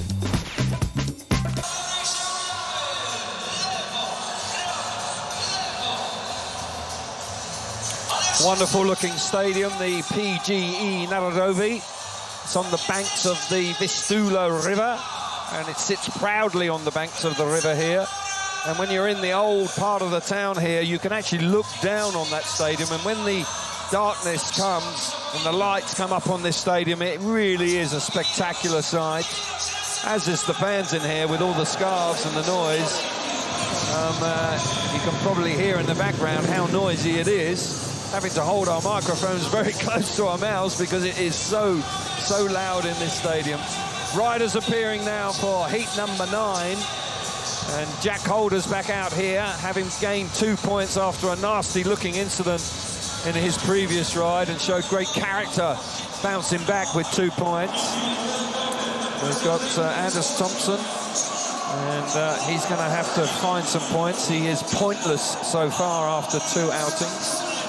And maybe a change of equipment for him. He's got nothing to lose now. He's got 3 rides to come, and you've got to say, Chris, that he's going to need at least 8 points out of those 3 rides. Yeah, he really needs a win here, settle him down if he's got any chance of scoring 8 or 9 points, which is most of the time what you need. Occasionally we see guys into the semi-finals on 7 points, but it doesn't happen every time. No, so you can't rely on a low score, that's for sure. You've just got to try and pick up as many as you possibly can. Gate number 1 really is breaking up quite a lot, but we've seen plenty of boys using that, and it's worked well for them. But Jack Holder just spraying some dirt at the camera there. I don't know if the cameraman will be appreciative of that, but it's happening nonetheless. Anders Thompson, who was a finalist 2 weeks ago, he will come from gate number 2, and he needs a win, desperately needs a win. Line up for heat number 9 then. Jack Holder on the inside in red. Anders Thompson in blue, gate 2. Martin Vasilik in white, gate 3. And on the outside, the wild card, Maxim Drabic. And he was beaten up last time, Maxim. He'll be trying to recompose himself here, that's for sure. Settling down then for heat number 9. Heart rates are up. Green light is on. Long delay there. Got to say, Holder's made a great start on the inside. On the outside, Maxim Drabic really worked hard for that to come through into second place. Into the bottom corner for the first time, and Holder holds the inside. And moving into second place is Maxim Drabic. But good stuff here, and encouraging stuff here for Jack Holder in front. Yeah, having picked himself up from the deck, had a heavy fall. He's maybe on his way now to 5 points from 3 rides. That'll be good going into the next break. He'll be full of confidence now. Maxim Drabic thought he would wind the outside up, but track not really working that well on the outside just now, but he's still having a look at Holder. He's got the pace. Drabic coming on strong here into the last lap. Jack Holder holding a good line in first place. Maxim Drabic working overtime down the back straight. One last chance for Drabic. But I just sense that Holder's got it covered. Chops to the inside. No, Holder possibly doesn't realise that it was tighter than he thinks. But he goes over the line, waving his left hand, saluting the crowd. Celebrating his first win of the year. Brilliant ride from Jack Holder. 5 points, as you rightly say, Chris, out of his last 2 outings. And young Jack clearly delighted with that.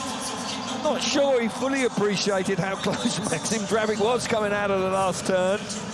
And but nonetheless, he got the job done. And he'll be pleased as punch with that, and clearly the not feeling the ill effects of that nasty-looking crash he had earlier. The result, Jack Holder, 3 points for him. Drabic, 2 in second. Anders Thompson picks up his first point on the night.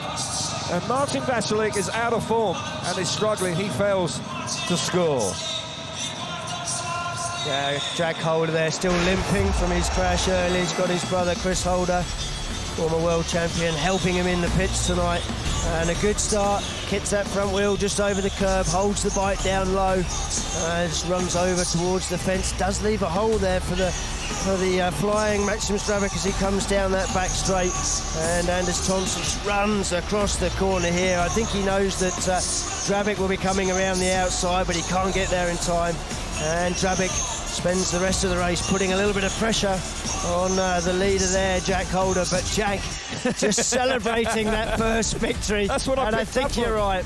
He doesn't know he's there. I don't think he fully appreciated quite how close Mr. Drabic was. He needs mirrors on his He goggles. does indeed. I tell you, that was quite cocky, actually. He's almost looking at him as he does it there. Oh, well, maybe he did appreciate where he was and felt quite confident that he was going to win, but Jack Holder quite clearly feeling confident and pleased to have got some points on the board and looking set for a semi-final. Good base to work from. Heat number 10 then, the lineup is Janowski on the inside. Alongside him in gate number 2 in blue is Bartosz Schmarzlik. Gate number 3 is Jason Doyle in white. And Pavel Shapelski off the outside in the yellow helmet colour. Top 2 in the World Championship going head-to-head here, Chris. Yeah, and just throw Jason Doyle into the mix. This is going to be a reasonably tight first turn, I fear. Understatement there extraordinaire from my co-commentator. I think this is going to be really action-packed, settling down. Top 2 in the world going head-to-head here in heat number 10. Green light is on now. Reds are up. Janowski makes an absolutely superb start. Bartosz Schmarzlik, Doyle's down. Red lights will be on. Tough first turn there. Will there be an issue for Schmarzlik? Yes, I think it's going to be all 4. I think it'll be all 4. Just a tight first turn. No one was going to give in that one. No way. No way at all. We had some real tough charges there, and Janowski just looking again at his inside gate position. Initially away from the tapes, Schmarzlik went nowhere and then drove hard into the first corner. Doyle is down. I don't think it'll be too much longer before he's on his feet. He sat up. He is a tough customer, Jason Doyle. He knows how to ride through the pain barrier, that's for sure. But we will just keep our fingers crossed that he is okay and healthy. I think he's just. We are waiting for the referee. Sorry, Chris. We are waiting for the referee to make a decision. We haven't heard yet whether it will be an exclusion or fall back. Sorry, I jumped all over you there, my friend. You were about to say something. I was about to say that Jason Doyle was having a breather. I think he's just giving his pit crew time to straighten things out. It's a normal tactic in Speedway. But we take a look from the start again. Jason just lifts off the start. Schmarzlik makes the run to the corner. There's a little bit of contact there. I think there's enough to say that that's got to be a case of all 4 back. We will find out shortly. Referee will be looking at these as well, yeah. Just lifted a bit, Doyle. Yeah, he can't move out of Schmarzlik's way because he's got Shapelski there in his way, so it is just first turn bunching. He's got to lift the leg. You can see the tyre there just rubbing his knee. Just runs out of room. You could exclude Jason Doyle, but it would be extremely harsh. Yeah, looking at the replays, I've got to believe it will be all 4 back. It will be a shock if Bartosz Schmarzlik is excluded for that move. Yeah, no, absolutely. It really would be. And it would be the sensible decision to put all 4 of them back in the rerun. Still waiting on a decision here. Yeah. Now we're having it confirmed. All 4 back in the rerun, which is good news because... Right decision. Absolutely, and Janowski, Bartosz Zmarzlik and Jason Doyle are all race winners here tonight. Janowski, of course, is unbeaten. Jason Doyle is certainly not rushing here, that's for sure. No, he's taking his time, and why wouldn't he? Yeah. Just talk about Maciej Janowski. I was listening to an interview earlier today, and he said that he felt that to find his consistency and his true form, he needed to relax. How do you do that in a meeting like this? I think it's almost nigh on impossible. I think if you relax, I think you're not going to be racing, but whatever he's doing so far, I think he's more than aware of his issues. You know, it's been so widely spoken about. You know, even in the Speedway of Nations final last year in Bellevue, Manchester, you know, he hit the deck in the final, which cost them the World Championship that night. He's had some real soul-searching to do this winter, that's for sure. But Janowski so far this season is showing great resolve. Fair play to him. Yeah, it's early doors, but he has got consistency throughout the meetings. He's just got to find it throughout the series. Sure, yeah, agreed. And we've seen him get off to good starts previously, but he needs to maintain that. Jason Doyle knows what it's all about to maintain consistency and win a Grand Prix and win a World Championship. 2017 World Champion, of course. 5 points from his first 2 rides. Good start. Phil Morris here. He's the race director. He is in charge of the meeting right now.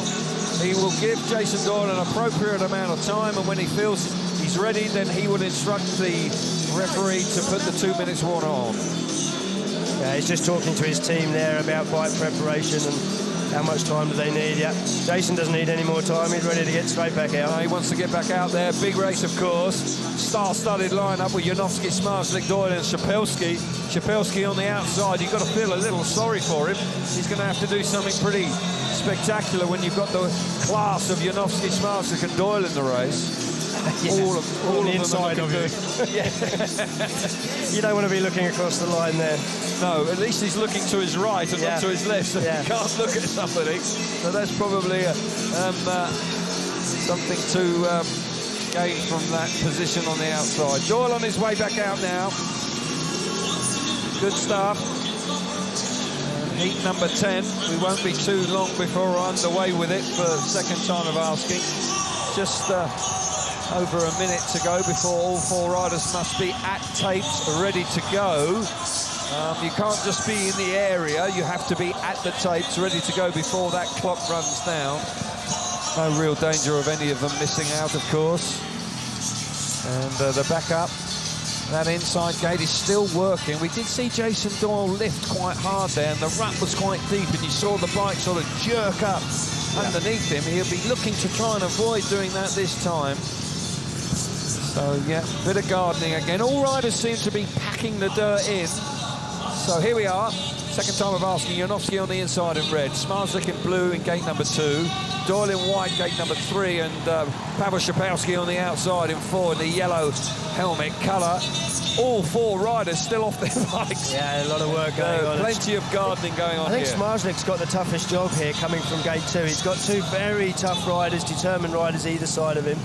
And I don't know, if he runs to the corner alongside Janowski, Janowski's probably going to run him up, which could leave a hole for Jason Doyle with the cutback. Yeah, it's quite a predicament there for the number 95, but if anybody can cope with it, you've got to believe that Zmarzlik will. Settling down, the green light comes on now, the tapes are up quickly this time, and Zmarzlik's made an absolutely stunning start out of gate number 2. Szapelski's on the outside. Szapelski, where did he find that from? Fabulous stuff from Szapelski, fires himself into the front. Here comes Doyle as well, coming through in 3rd place, and Janowski's at the back.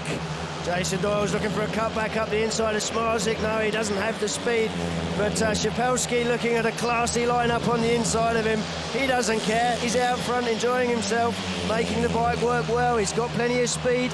Zmarzlik's not putting him under much pressure, but now a mistake from Doyle there. Oh, Doyle and Janowski really going at it for 3rd place. We're into the last lap. Zmarzlik's looking awfully dangerous. Janowski coming through into 3rd place. Zmarzlik round the outside, but Pavel Szapelski has ridden an absolutely stunning race here. Szapelski coming from gate number 4. What a heat win that is. Wow, he's lowered the colours of Schmarzlik, Doyle and Janowski. Szapelski, what a heat win for him. He'll remember that one for a long time to come. All the focus was on Jason Doyle and Schmarzlik and Janowski, of course, leading the championship at the moment. And out pops Szapelski from gate 4. Brilliant ride from him. Szapelski wins in fine, fine style there. And he will be delighted with that. The camp will be cock-a-hoop as he goes back into the pits. He was the outsider of the 4 and he comes up trumps there. Cock-a-hoop, that's underused, that one, Kelvin. It is indeed, I like it. We'll use it again. Okay. Yeah, Schmarzlik, he must think he's got this one tied up, but Szapelski just makes a nice, smooth run around the dirt line on the outside, generates lots of speed again. Jason Doyle goes up in the air, something that we've seen from him in Goresham with a lot of his starts as well. Thought he was going to have a run here, back to the inside, but Schmarzlik just turns the bike early, looking for a cutback going into turn 3, and wasn't able to pull that one off, but great ride from Szapelski, plenty of speed. Absolutely stunning stuff. You know, Janowski coming through into 3rd place momentarily, but Jason Doyle reads it nicely, and they swap places again. And it really was a nip and tuck just for the 3rd place between these two. And as the race comes towards its conclusion, this great battle just for a 3rd place really was red hot. Every point absolutely crucial. If you want to make the semi-finals, 3 massive points for Szapelski, and clearly delighted, and rightly so. We are waiting for the result to be confirmed, but the boys are at... Okay, we're up to heat number 11 then, and Dan Bewley will go from the inside gate here. He's joined by Ty Woofenden in gate number 2 in blue, and Mikael Mikkelsen will go from gate 3 in white, and Max Frick, a winner last time out, he'll go from gate number 4 in yellow. And can Max Frick build on that confidence-boosting ride that he had when he came from gate number 1? This time Dan Bewley, the young British rider, will go from there. Ty Woofenden looking to get some more points on the board. Just a 3 for Ty at this stage, so work to be done for the former world champion. Heat number 11 then, settling down, takes her up. Bewley's made an absolutely super start on the inside. Frick's there with him. Frick, of course, now in the dirt on the outside. He's going to come, he's got the speed, fast to the front. Super stuff from the Australian Max Frick. Bewley back in 2nd place. Mikkelsen's looking dangerous as well in 3rd, and Woofenden missing out, he's at the back. Yeah, but no question about it. Super move on the opening lap from Frick. Yeah, great opening lap from Frick, and Dan Bewley made a fantastic start, really made the bike work very well from the inside gate. But Max Frick now just settling down. He saw how well the dirt worked around the first turn, and he's made that his line now. He's just chasing the edge of the dirt all the way around the track. And I thought Mikkelsen might be able to work his way through the traffic, but now this race has settled down and he hasn't really made any ground up. No, he has not, but out in front, the race has been dominated by Max Frick. Disappointing 2 weeks ago in Croatia. Back-to-back wins for the Aussie boy. Frick really coming good there. 2nd place. 2nd place belonged to Dan Bewley. Ty Woofenden missing out there with Mikkelsen in 3rd. Got to believe that's a massive blow for Ty Woofenden with 3 points from 3 outings.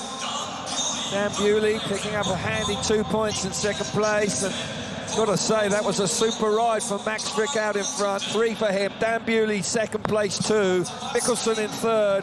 And Ty Woofenden missing out and under pressure at this stage. But for Frick, 6 out of 6 in his last 2 outings. Yeah, he's really found some form now in this meeting, and Dan Bewley it was with a cracking start from gate 1. It is working very well, but it's all about the first turn now with the racing lines developing, and Max Frick knew exactly where the fast line was around the outside. Disappointing ride for Ty Woofenden at the back, and we can see here Max Frick just on the way to the corner. He's trying to make his mind up whether he's made a good enough start to get across, realises that Bewley's made a cracker and has to run out to the dirt, but that was definitely the place to be. You could see it coming, couldn't you, as he used that grip and that slingshot off that first corner, Max Frick, and he used it to full effect to pick up the win, scrapping for the points at the back, and Ty Woofenden are going to be scratching their heads back in the pits. Not going the way of the former world champion tonight, and he's going to probably have to win his last 2 outings if he wants to make the semi-finals and maintain his form at this great stadium. Max Frick, that's a great turnaround after failing to score first time. Right, but we're up at tapes for heat number 12.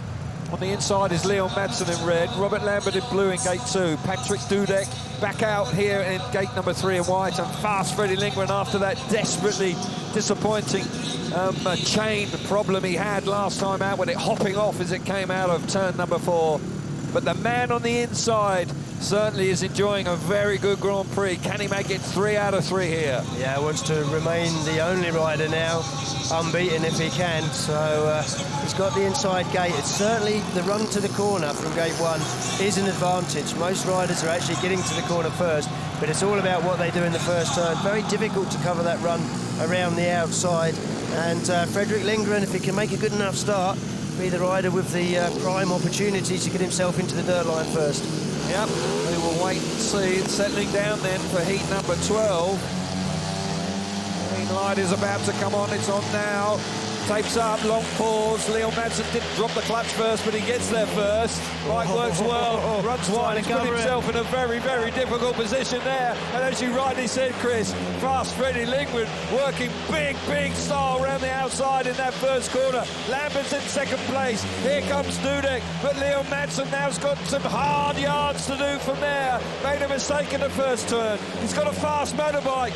Can he improve his position now? And we know Leon Madsen can generate the speed. He's looking around the outside. He hasn't been able to make that work.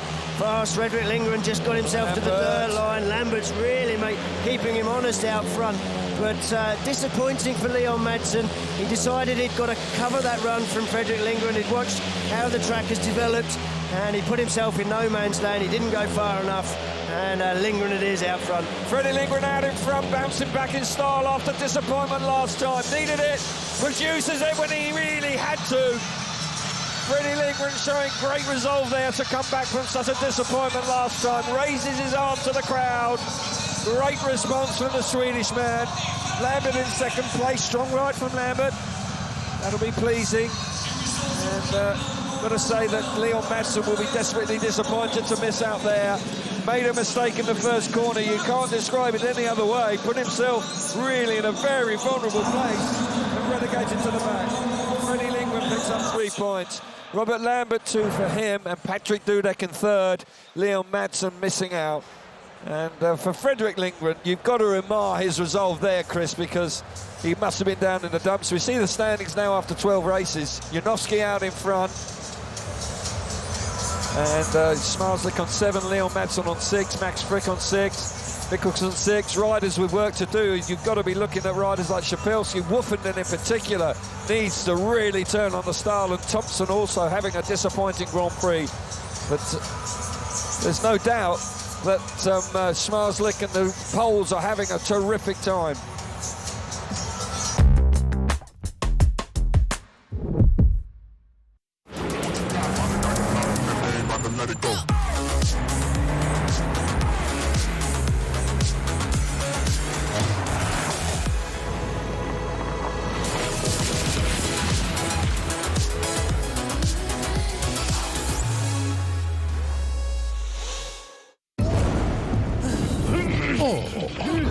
How about a spark of inspiration?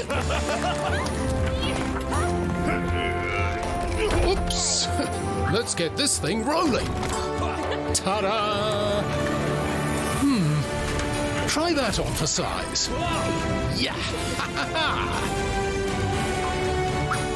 Level up in Forge of Empires. Play now for free at FOE.tv or download the app. Get up and at it, as my mother used to say. Get moving. Get your skates on. Get your hair done and the race run. Hey, get behind the wheel. Get picking up and dropping off. Get to the rescue. Get busy. Get business done. And get back. Whatever the mission, Enterprise helps over 100,000 every day. All right, hon. You got the blankets? Yeah. In the car seat? In the back. Yeah, it's got essential oils. Oh, you didn't think petrol was an essential oil? It's gonna be fine. Oh, just a quick top-up and we'll be there. Some things are better faster. Go, go, go! That's why our full fibre now goes right up to 900 megabits per second. New speed, same great value. It just makes sense. Talk.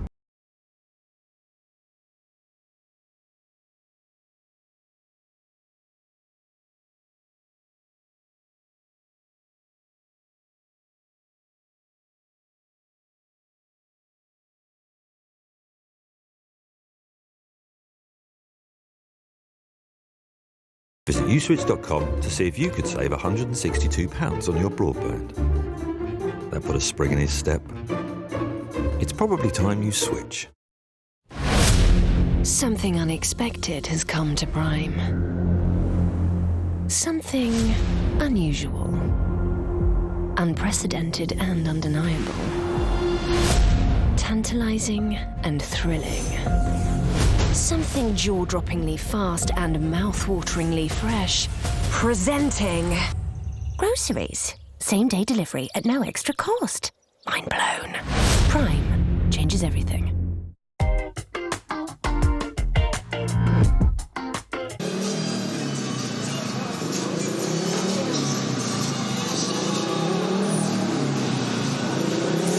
So we're looking now, there's the panoramic view from the stadium back towards the city of Warsaw. And it is a very eye-catching stadium indeed. And when the reverse view is on, it's just as impressive. In actual fact, possibly even more so with the river and the stadium all lit up when darkness falls. It really is quite a sight to behold. And it's a real privilege to be here tonight in the Narodowy.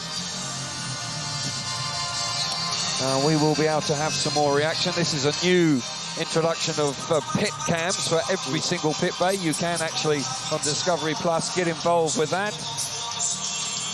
But we can have some more reaction very soon with Scotty Nichols, and he's going to be joined by Ty Woofenden.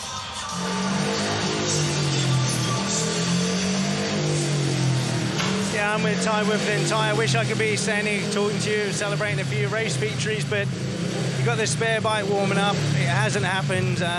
What's it down to? Is it just the setup? Yeah, pretty much. We got some new engines last week, and yeah, just trying to figure them out on the go. You know, it's definitely a lot harder than having the whole pre-season. But yeah, we're just gonna keep battling and get it worked out. I made a pretty big mistake with the setup then, so we know that's the wrong direction. But normally this stuff I would have done all in pre-season, and now I'm having to do it now. So we'll get there. It's tough, maybe. There's still a long way to go in the Grand Prix series. In Croatia, you're saying you were struggling having too much power, which is quite unusual. Most people are trying to search more power. Just for the viewers at home, can you explain the problems that was creating? Yeah, just basically everything that we did to change the bike didn't change it. So, yeah, something just wasn't right. So, yeah, anyway, we've got all that changed, like I said. The only way is up. Certainly, as you've got a couple of races left now, you're going to be going off. Where are we looking? Gate positions. You've got the inside, so it's a prime gate. So finish on a high note. Yeah, it's always not ideal to start from the outside gates, but the two gates that I wanted was chose by Bartek and Leon. So, but still, to finish with two gate ones isn't a bad situation to be in. Now you've got two gate ones. Did you feel that the whole gate selection was a bit of a headache for you, or are you pretty chilled and just you'll take whatever's there? We have, like, at the start of the season, we've broke down all the tracks that we go to and what position we would like, so we have a running order, so when I get to the decision making, I know what I'm going for anyway. So.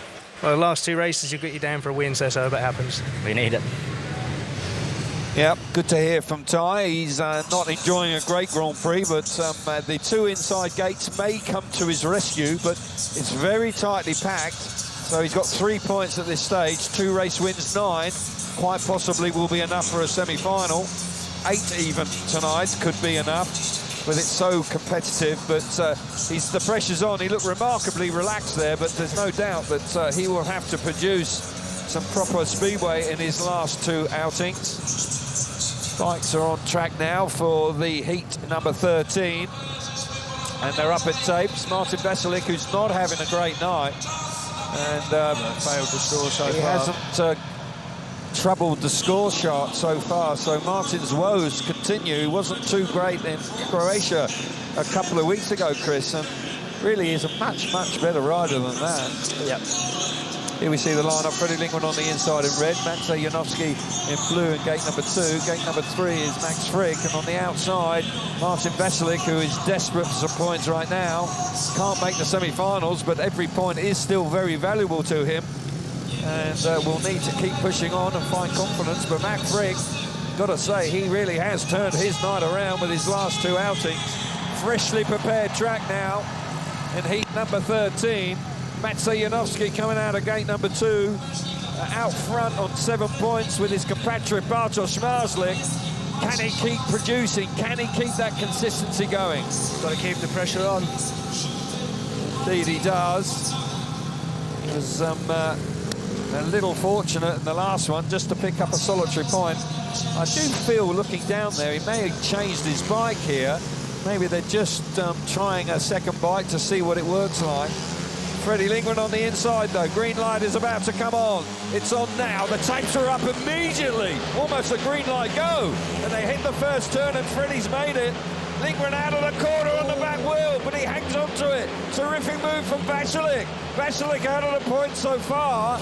Coming roaring round the outside. Lindgren's in front. Martin Veselik riding for the world in second place. And Max Frick just barging Maciej Janowski out the way for a vital third place for him and another point to his tally of 6. And Martin Veselik, who hasn't troubled the scorecard, as you said, is really putting pressure on Freddie Lindgren, trying to work the outside. And this could be a vital point for Max Frick. Yeah, absolutely right, but Janowski's going to miss out, and that's a bit of disappointment for him. He's going to remain on 7 points. Will have work to do in his last ride, but this is great work from Lindgren. Lindgren had that problem with the chain breakage, and he's bounced back with 2 wins. Freddie Lindgren, wow, that is some bounce back from him. Got to say, Lindgren meaning business here, likes this track. Won here before, of course, has a great record in the Narodovi. Strong ride from Veselik in second place. But for Fast Freddie here this evening, I've got to believe that all of a sudden he's showing great form. He certainly is. We've said it before. He's made the podium in the last 3 Warsaw Grand-Prix. He's very, very consistent.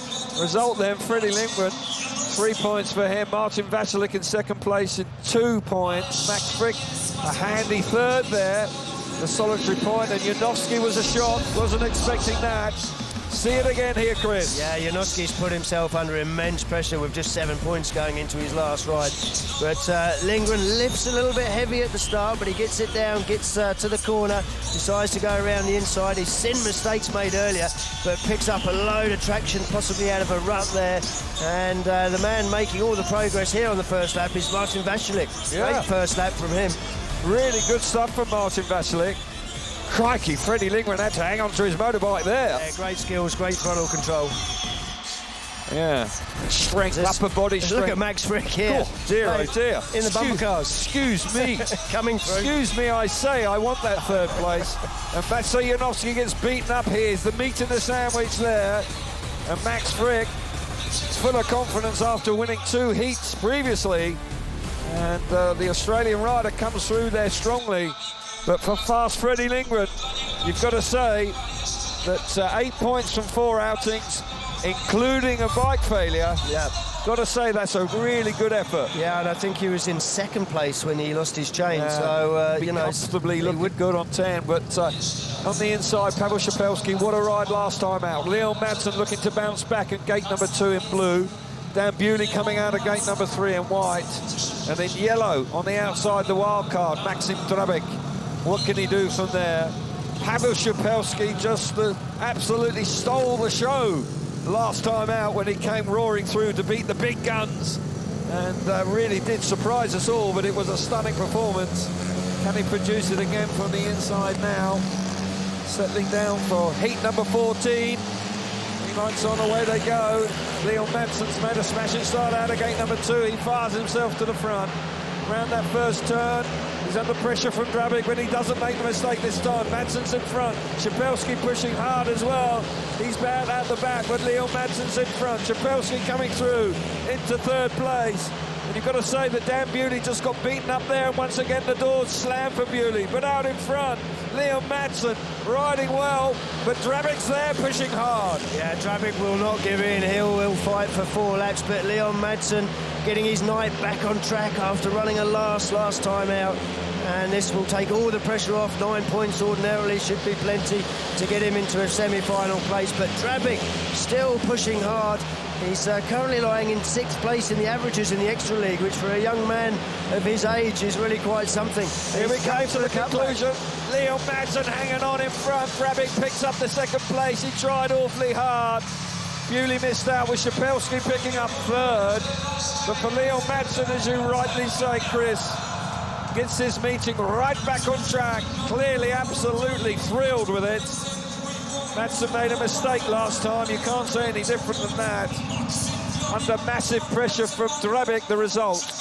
Leon Madsen, 3 points. Good points for him. Maxim Drabik, good, stunning ride in 2nd place. Pavel Szapelski back in 3rd, and Dan Bewley missing out in heat number 14. We'll see it again. Yeah, pressure now off Leon Madsen after that disappointing 3rd ride from him with the last place, but no such mistakes here.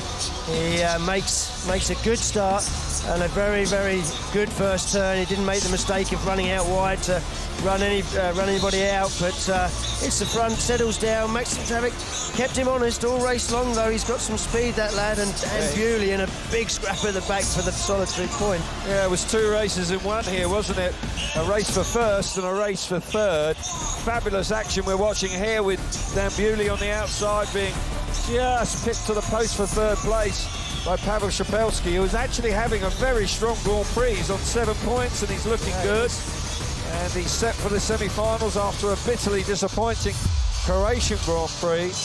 But that man back on track, failing to score last time, but 9 points is enough. He's in the semi-finals, but he won't relax. He's going to go out in heat number 19, out of gate number 3. But we've got heat 15 coming up. Anders Thompson on the inside in red. Mikael Mikkelsen in blue coming out of gate 2. Patrick Dudek in white coming out of gate number 3. And on the outside in yellow is Bartosz Szmazlik. He's had a couple of 2nd places last 2 heats, but he's right there. He's on 7 points, looking to build on it here. Wouldn't surprise me at all if he does something pretty spectacular around the outside in the first corner. He's known for it. His heart rate's up. He wants it. The adrenaline is running through his veins. I think I don't think there's any doubt at all he's going to strut his stuff here. He is, and I think he's going straight for the deep dirt on the outside. He could make a good enough start to get across, but I don't think so. I think it's going to be a big run. Yeah, could very well be. Anders Thompson is struggling this evening. It hasn't worked out for him. Hasn't been able to bounce back after that taped exclusion. Just got 1 point from his outing so far. Got to salvage some pride now if he can. He's on that inside gate. Here we go. Heat number 15 then. Away they go. And it's a level break. It's tight in the first corner. Here comes Bartosz Szmazlik, as we predicted. Brilliant round the outside. The fans love that. They're roaring him on out in front. Szmazlik looking superb, followed now by Mikael Mikkelsen. Battle for 3rd with Dudek now firing himself there. Thompson repays the compliment back into 3rd place. But who's going to catch Szmazlik now? Once he hits the front, he really does turn on the style. Looking good. Yeah, looking very good out front. Mikael Mikkelsen just made a bit of a mistake going into the first turn on the 2nd lap. Collected the dirt line going in and shot him into the corner, but it's Szmazlik that's going away. But 2 points for Mikkelsen. We'll put him on to 8. Take a little bit of the pressure off going into his last ride. Looking good for Mikkelsen there, hanging on with Dudek there, just sniffing around in 3rd, but Bartosz Szmazlik did all the work early. Comes to the conclusion, moves on to 10 points in the semi-finals. Crowd are delighted, they're on their feet. They just love this man, he's a hero now. Thomas Golub had it for 20 years, but Bartosz Szmazlik is the new hero. 2 World Championships under his belt already. 2nd last year, of course, to Artem Boguta. The result then is Smarslik 3 points, Mikkel Mikkelsen in second place with 2, Dudek in third with 1, and Anders Thompson, just not his night, failing to score.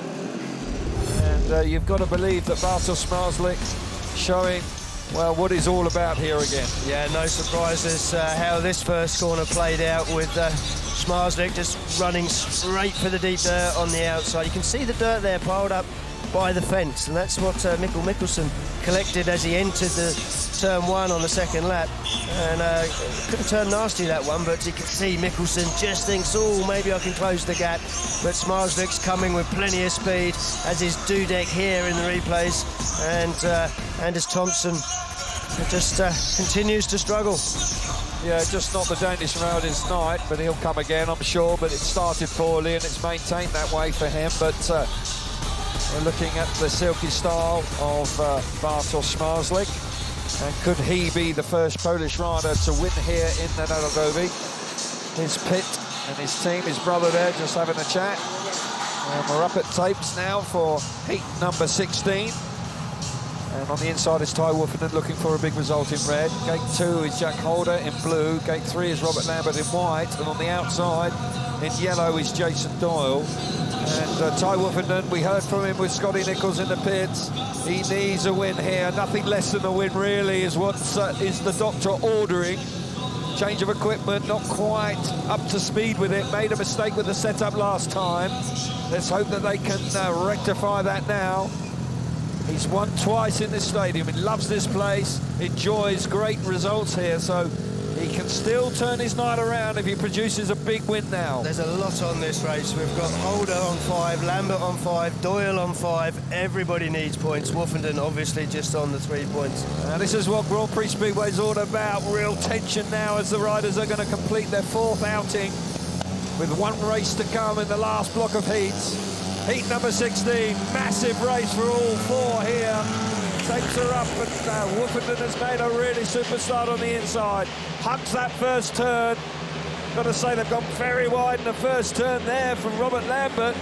Just about recovering to come through back into second place. Doyle now through into 3rd place. But Ty Woofenden showing great character here. Super start, the inside gate has worked well. He's out in front. And looking good. He's running the edge of the dirt, but Robert Lambert just trying to sneak up the inside. I don't think he's going to find a way past, but he certainly has enough speed to stay with Ty, and Ty just really can't find a fast setup. We're used to seeing Ty go away.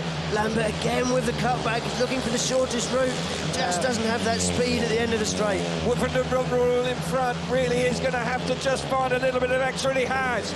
Got a little bit of a comfort zone there around the last corner. He needed a win, produced it when he really needed it. Jason Doyle coming through in 3rd place. Jack Holder missing out this time. Got to say Robert Lambert was threatening throughout the 4 laps. But just on that last lap, Ty Woofenden just got himself a little bit of breathing space. And he picks up a very useful win there. 3 points for him, Robert Lambert in 2nd place, 2 for him. Jason Doyle in 3rd place. Solitary point for him, and Jack Holder has had an up and down night in more ways than one, failing to score. Positions after 4 rides each. Smarslik leading the way on 10. Leon Manson on 9. Freddie Lingman on 8. Mikkel Mikkelsen on 8. Janowski on 7. Ty Woofenden on 6. It's so tight there. And got to say the last 4 races really are going to be very important indeed.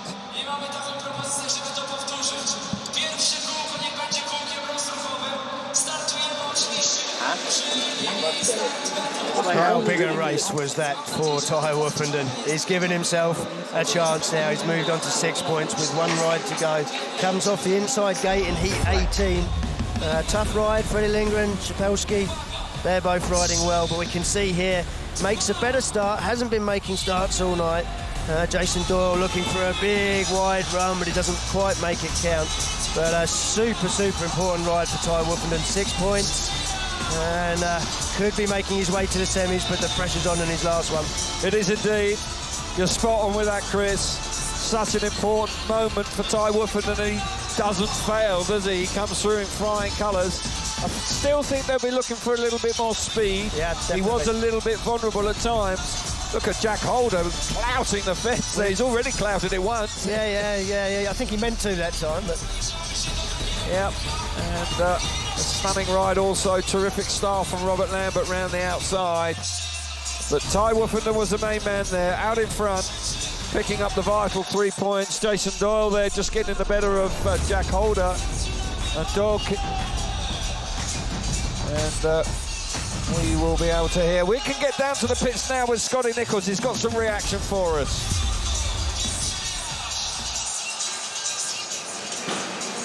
Yeah, Freddie Lindgren joining me. Freddie, you have a super strong track record here, so you must have come in here with real positive energy. Yeah. I've had some success at this arena before, but I don't think it's the track. Actually, it's more the atmosphere and the fans. You know, I really love that energy they give us. Can you really feel the fans, hear the noise? Does it really give you that lift? Yeah, for sure. On parade, when we look around and you see a full stadium like this, it's absolutely amazing, and you have to love every minute of it. Yeah, you do. Makes it much more fun if you're enjoying it. Real unfortunate, you had the chain come off in your second race. Did you have to change bikes after that? No, the boys worked hard and managed to get my first bike ready again to go, and we didn't do any changes at all. Just felt pretty good in my 2 opening rides, just unfortunate with that chain coming off. Yeah, it was unfortunate. You got 8 points. You're looking good for the semi-final. Got gate 3 in your last one. So will you do any changes? Will you try anything different in that last race? Nothing major. I felt like maybe I was a little bit slow coming off the turns, but nothing major. Just a small tweak. Good luck for the next one. Thank you. Great to hear from fast Freddie Lindgren. He's having a good Grand Prix, and he's back to his best here tonight. And you wouldn't put it past him actually making the final here. As he rightly says, he loves the atmosphere that lifts him, and he could produce something pretty special. He's not out of it. He's well and truly involved. 4 massive races coming up before the semi-finals, of course. Track racing going on, and you've got to say that coming up now is crunch time for 1 or 2 of these riders. You know, if you're on about a 6 points or 5 points, you know, you're going to be looking, if you can pick up a heat win, then all of a sudden you're going to take pressure off yourself. Woofenden is in 9th on 6, and it's going to be awfully tight. It could be one of those nights where maybe you'll need 9 points to actually make the semi-finals, so could be really tough indeed. Great cameras, we've got plenty of cameras out there. I don't think I've seen so many cameras in truth. They don't miss you. We've got the spider cam, we've got the railway cam on the inside of the track. So we've got it all going on here in the PGE. Narodowi is the all-in Warsaw FIM Speedway Grand Prix of Poland, of course. And we're not too far away from heat number 17. This one's been a long while in the making. We've been waiting 3 years since the last run, 2019, but yeah. It's living up to its billing. Yeah, it's been worth the wait, that's for sure. It's been great all night long. We thought actually in the first 4 races that it was going to be fairly calm and fairly predictable, but it was far from it. And this has been action-packed all night long. Croatia was great. We burst into the new era of Speedway with Discovery Sports events in fine style 2 weeks ago, of course, in Croatia. And we're following on here in Warsaw tonight. And you've got to believe that the best is still to come. With the business end of the meeting, we are rapidly approaching now. Riders out on track for heat 17 then. And we've got some riders here. Dan Bewley's out again. He's on 4 points, so really and truthfully, the semi-final's looking a long way away from him, but on the inside is Martin Vasilik in red. Dan Bewley in blue in gate 2, Jason Doyle in white, gate 3, and Patrick Dudek in yellow off the outside. And Jason Doyle is really a rider here that needs to push on, Chris. You have to say a second place might be enough, but if he wants to guarantee it, it's going to have to be 3. Yeah, he's had a race win earlier on, so that will be useful. Race wins. Robert Lambert is actually vulnerable because he hasn't won a race, and that might cost him in the end, but we'll wait and see on that one. Heat 17, freshly prepared track for these riders. Ruts are still there, of course. A little bit of water on the track. Track after, actually, there was concern after that incident with Patrick Dudek earlier on this evening, but in truth, since then, the track's really actually behaved itself quite nicely. It has, yeah. It's held up very well. And talk of the devil, Patrick Dudek is there on the outside, so he'll be hoping for a good result here. A smoother ride. Yeah. That's what he'll be hoping for. That bucking Bronco he was on earlier on, he wasn't too pleased with that one, but yeah, if he can have a smooth run around that first corner and hit the front, he'll be delighted. He hasn't managed to do too much tonight. He's only on three points so far this evening. The green light is about to come on. Heat 17 is away. And Martin Vasilik on the inside has made a great start. Jason Doyle all over the place in the first corner there. Almost ran in the back of Martin Vasilik, and his hand came off the handlebar and lost control of his bike. I don't know what happened there. I think it almost looked like he hit the back of him. Yeah. Martin Vasilik made a good start initially, but Jason Doyle quite untidy in the first corner, and we'll have to see that again because it's not clear exactly what happened to him. Well, you're right. He definitely took his hand off the handlebar, but I don't know if it was knocked off or pulled. You know, the handlebar's pulled out of his hand. Yeah, something happened slightly unusual actually, but he's on the track for the second time this evening, having come down earlier with that race with Bartosz Marslik, where he just got clipped going in, and it was all four back that time. See it again. What do you think of this, Chris? Yeah, Jason's in white here, comes off gate 3, makes a pretty good start. Yeah, he clipped him. Yeah, he's clipped him, but... And then he let go. He did let go. It's a very strange one. I don't know what's happened there, but he just... he looks like he's predetermined to make a cutback. Then he just clips the back wheel of Martin Vasilik, but then he lets go of the handlebars. So... I don't know. I honestly don't know. I mean, when he actually falls off the bike, he sort of appears to be on his own, but he's definitely been clipped there, so definite case of all four back for that reason. But it's you know, and he's going down. He's going down because he's been clipped. But why he takes his hands off the handlebars at that point is extraordinary. Yeah, it isn't unusual, but maybe he just felt that he wasn't going to save it, and he just kind of bailed off the bike.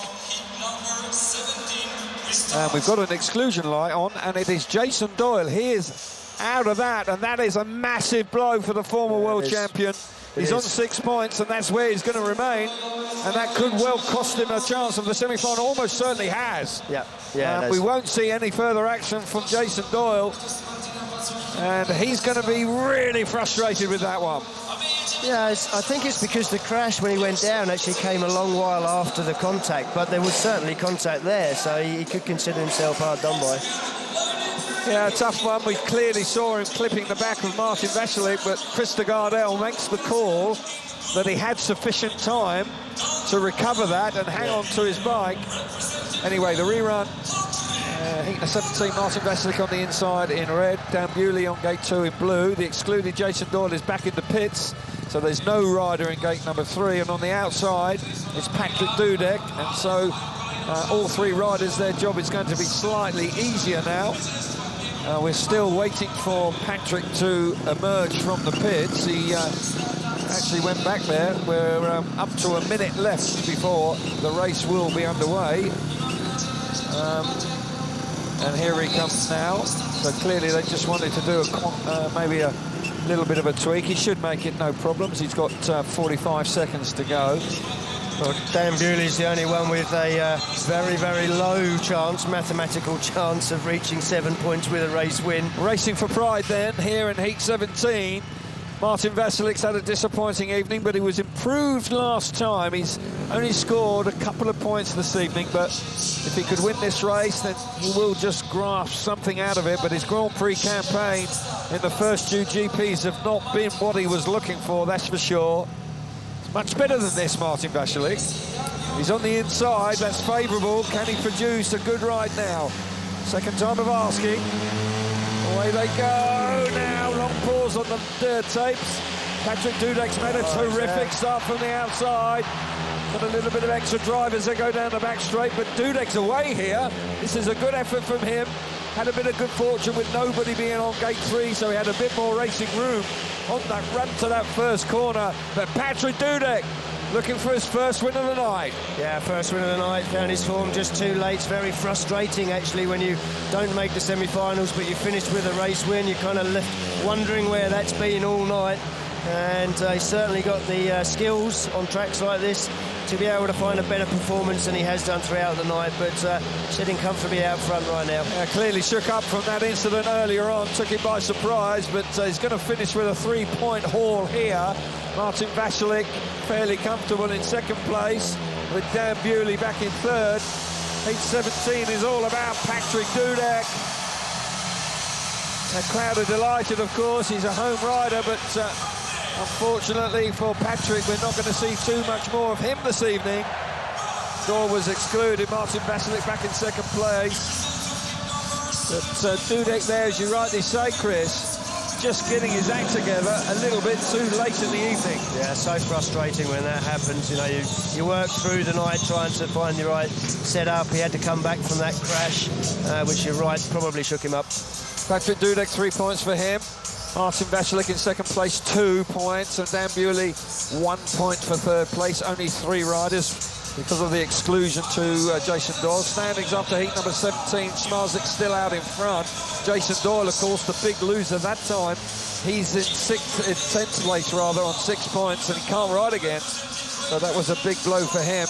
Robert Lambert on the cut line in 8th place with a ride to come on 7. So yes, it's all nip and tuck with 3 races to go before the semi-finals. But Patrick Dudek, well, we'll see it again. This is a great start from gate number 4.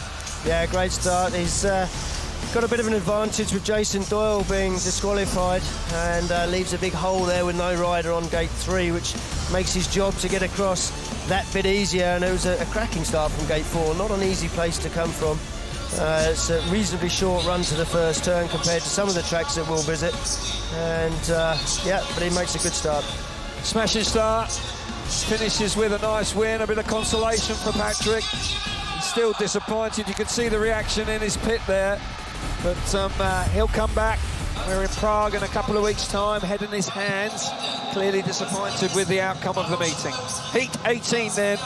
Another hugely important race for that man on the inside, Ty Woofenden in red. Pavel Shapelski in blue in gate 2. Freddie Lindgren out of gate number 3 in white. And on the outside, Anders Thompson, who's had a disappointing night for him. He's only got the 1 point from his 4 outings, so yeah, not the result he was looking for. But Ty Woofenden, can he produce a win here? He needs it. He does need it. Freddie Lindgren looking good. He's on 8 points. Needs something too. Yeah, Shapelski in gate number 2 has looked pretty useful tonight. Got to say that you can't ignore him. Certainly came to our attention big time earlier on this evening when he won that race up against some big star-studded names. Here we go then, heat number 18, and we're away. Woofenden, no, it's Shapelski. It's level, 3 abreast in actual fact. Oh, Woofenden around the inside. Shapelski pushing hard, coming on strong as they're going to turn 3 on the opening lap. Keep your eyes on Shapelski. He's going to get to the front. Not quite, but it's very tight indeed with Woofenden holding the inside. Shapelski in second place, firing himself down the outside, not quite managing to get there, but you sense Woofenden's a little bit vulnerable on the inside. Yeah. Freddie Lindgren also in third place. Here we go again. Yeah, there should be enough for both Ty and Shapelski, but he's coming under a lot of pressure still. Ty was a little bit too kind, I think, on Shapelski on the opening lap. Gave him a couple of opportunities to get round the outside of him when perhaps he could have shut the door, but yeah. Freddie Lindgren at the back now. Freddie Lindgren at the back could be under pressure for the semi-finals. Going to finish on 8 points. They're through the last corner. Woofenden showing great class here. Very tight. Very down at the back. Oh, Freddie Lindgren. What happened there? I think he just collected the rut that caused his chain to come off in one of his twice in the rides. same place. Yeah. That's desperately disappointing. He might have enough points anyway. He remains in 6th place, but dramatic stuff as they come to the conclusion of the last race for those riders in Heat 18. Woofenden finishing in style with 2 wins. And all of a sudden, Woofenden has moved on to 9 points, looking set fair for the semi-finals. The 2 inside gates there coming to his rescue. And they'll be really pleased with that. That's a good result for the former winner here. Got a feel for Freddie Lindgren. There's a lot of concern for Fast Freddie on the track. Yeah, so we were just talking about the fact that the track was behaving itself and it catches him out again. Yeah, looking down on the track from here, we can actually just see the rut. It's actually quite long. It's more of a sort of a berm, a motocross berm down there, and Freddie just picked it up. Maybe a lack of concentration. He's coming into the checkered flag on the last lap, so the race is done, and I think he maybe just lost his focus a little bit, but it's good to see him up. Yeah, good to see him up, and we'll keep our fingers crossed that he's fully fit if he's asked to take another ride. He's in 6th place. Got 2 race wins. He's got 2 race wins, but Prix on 7, Lambert's on 7. They can overhaul him. So he is still a little precarious with an 8-point haul. It's not absolutely guaranteed. Not absolutely guaranteed. We'll see it again now. Yes, Szapelski makes a pretty good start. Ty just decides to run right round the inside. That was a good choice, good move. But as I said, just entering turn 3 on the first lap, he actually had the opportunity, I think, to shut the door. At this stage in the Grand-Prix, you've got to be pretty tough. And he left the door. He had a look. He knew he was making a run. I think it was that look that he decided, I don't know, this might be risky. If I shut the door, we could collide. But yeah, he could have done, but he stays in front and collects 9 points, gives himself a semi-final spot. Lovely. And so does Szapelski, and I've been impressed with Szapelski tonight. The youngster who was, I say youngster, well, he's still young, he's only a young man, 26 years of age, but there's no question he was desperately disappointing in Croatia. But he's turned on the style here, and he's giving himself a terrific performance. Good battling here with Freddie Linkman and Anders Thompson. But I'm not quite sure if he just loses his focus a little bit here, but you can see he just collects the rut upside down. No, he had no chance. No, and he could have thrown the bike across the path of Anders Thompson, so he actually does well to make sure that he keeps it down low on the track. He's held onto the bike actually as long as he can. He's done a great job. Okay, so Freddie Linkman missing out this time, but he remains on 8 points. Woofenden on 9, of course. Szapelski on 9 as well, and Anders Thompson picking up points. And he moves on to 2. So a disappointing night for Anders Thompson. But I'm sure we'll see better from him in Prague, which is not too far away. And of course, I'll remind you, in Prague, we're going to have a GP2 Grand Prix on the Friday night as well. Heat number 19 on the inside in red is Mikko Mikkelsen. Gate 2 in blue is Matsej Janowski. Gate 3 in white is Leon Madsen. And off the outside in yellow is Jack Holder. It's Janowski that's under pressure in this one. 7 points. Indeed he is. Janowski looking for a better result this time. Missed out in his previous race where he suddenly ran from nowhere, ran a last. And as you say, Chris, he's going to have to come good here. 2 points. Needs 2 points out of this one to make sure of a semi-final. Leon Madsen going good. Mikko Mikkelsen also going well as well. So far from easy. The 2 Danish riders are in good form. Holder on the outside. Settling down. Heat number 19, the green light is on. Whoa, long pause. Mikko Mikkelsen, what a start. Leon Madsen, dreadful away from the tape. Janowski's at the back. Janowski's at the back, and that's not good news. Jack Holder coming through now. Jack Holder, where did he find that from? Jack Holder pushing hard. Mikko Mikkelsen slammed up against the fence. Here comes Janowski now, through into 3rd place, through into 2nd place. He's momentarily in the front. Wow, what a ride from Janowski. Holder responding, but Janowski's again up the inside. Yes, he is. Brilliant Speedway. Brilliant stuff from Janowski. He was just patient, letting the riders race out in front of him, letting the track open up for him, but it was cracking stuff. What a Leon Madsen through now. Absolutely. Janowski absolutely dynamite on that opening lap. Through to the front, he was out the back, responded brilliantly. Holder hanging on in 2nd place, but he's vulnerable. One more corner. What a ride from Janowski. Fans on their feet. Unbelievable ride. That was top draw Speedway. Speedway out of the top draw, Chris. It was. Yeah, cracking stuff from Janowski, under so much pressure in front of this pretty much all Polish crowd in the National Speedway Stadium, or the National Polish Stadium. And brilliant ride. Doesn't get too much better than that for Janowski. Puts this meeting right back on track. Janowski moves on to 10 points. He's in the semi-finals, and with a ride like that, wow, couldn't he go all the way tonight? Janowski picks up 3 points. Holder back in 2nd place. The standings are so far after Heat 19. Janowski leads the way with 5 rides. Leon Madsen also on 10. Schmalzlich with a ride in hand on 10. Woofenden, terrific turnaround. He's on 9. top 8 is rounded out by Max Frick on 7, but he's got a ride to go. It was a shame for Jack Holder because obviously he could have picked up points there. They could have made the semi-finals. Yeah, could have done. This opening couple of laps from Janowski, he was just patient. He just watched the other guys racing each other. He watched them moving each other over. Just waited for the holes to arrive for him to ride through. It was an absolutely brilliant ride. Jack Holder really steaming through on the inside of Mikkelsen. Excuse me. Out of the way, coming through. Oh, hang on, I'll try and have a go on your bike as well. And Jack Holder, there's a few bumps now going into turn 1, which is catching the lads out, but Jack Holder really forceful on that opening lap. And Janowski, well, he's just waiting for things to happen in front of him and then works the inside. And I thought at this point that Jack Holder would be able to drop it back on him and cover that run, but Janowski just being patient, making the inside work, taking the shortest route there. Ooh. And Mikkelsen running across the corner. A bit out of shape. That last place could cost him. It could cost him. Absolutely right. Brilliant speedway from Janowski there. Got to say, he turned the style on there. Heat number 20, the last race before the semi-finals. Smarzlik on the inside in red. Max Frick in blue. Gate 2, Gate 3, Maxim Trabik. And Gate 4, Robert Lambert in yellow.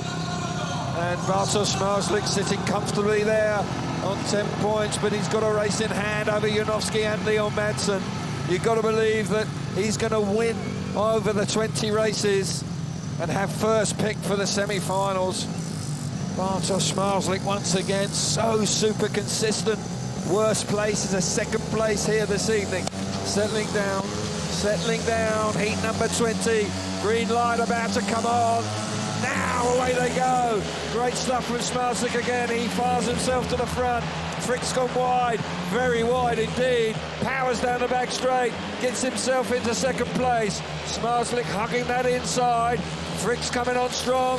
Frick coming on very strong. Now beginning to wind it on around the outside. Frick's going to get there. Now to the inside. Oh, Smarzlik nearly off the bike. Brilliant stuff, brilliant speedway from Frick. That could have turned nasty. Smarzlik with his first mistake, but he's straight back on it. And now Max Frick coming back again, shutting the door. And, well, Smarzlik is on 10 points. He doesn't need these points, but he just doesn't know how to lose, does he? Here he comes again. Super speedway here in heat number 20. Max Frick and Bartosz Smarzlik putting on a wonderful show out in front. Bartosz Smarzlik doesn't know any other way. He just wants to win every time. Oh my goodness gracious me.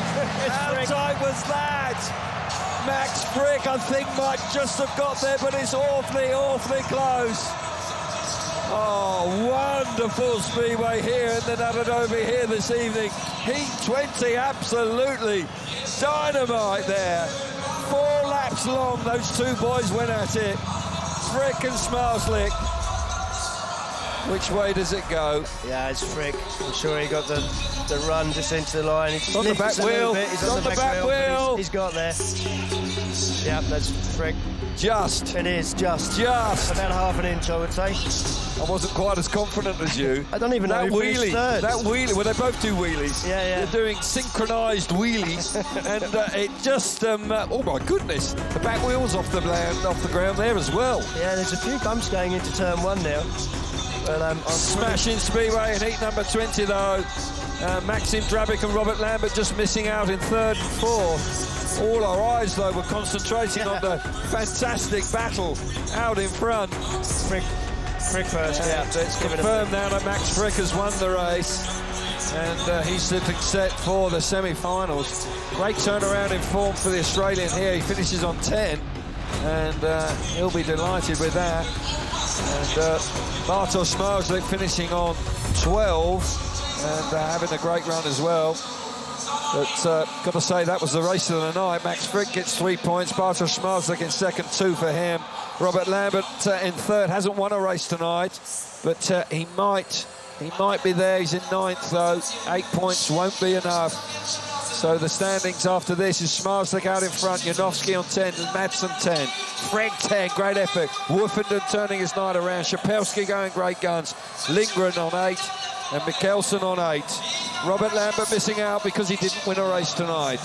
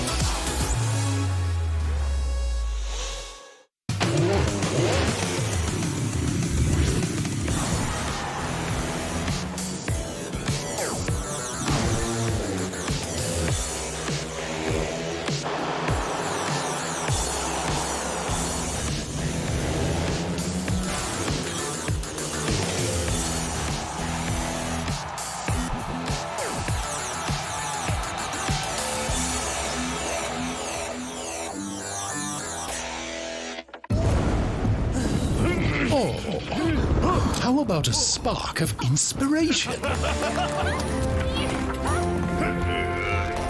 Oops! Let's get this thing rolling. Ta-da! Try that on for size. Yeah!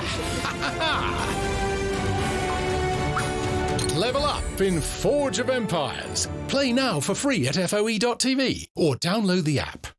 Sky's lowest price returns. Get superfast broadband for just £25 a month, plus our award-winning Sky Q box for just £5 a month. What a combo. Incredible speed, super reliable. Plus, enjoy your favourite Freeview channels, apps and recordings all in one place. Superfast broadband for just £25 a month. And our Sky Q box for just £5 a month. Oh, wow. Our lowest price won't last long. Go to sky.com. The McSpicy is back at McDonald's. 100% chicken breast fillet in a chili marinade and spicy crispy coating. How spicy is it for you? Aqua is here to help the UK build better credit. We've helped hundreds of thousands of people from all walks of life start their credit building journey. See if you're eligible for a card without affecting your credit score. And build better credit using our trusted Aqua app. Because no matter who you are, we know you're more than your credit score. Keep on moving up and build better credit with Aqua today. Representative 37.9% APR variable on Aqua Classic. Heard about GoDaddy Websites Plus Marketing? Build a website for free and get found online with GoDaddy. When we all play the National Lottery a little, fun stuff happens near you. From clean beaches to bringing history to life. Funding museums, supporting inspiring music programs, and helping people explore the great outdoors. £30 million a week to good causes. The National Lottery. Your numbers make amazing happen. Test your blood from home. Test your kidney, liver, thyroid, heart, and more. Visit Newman.com. And fear not, the test is free if we don't find anything.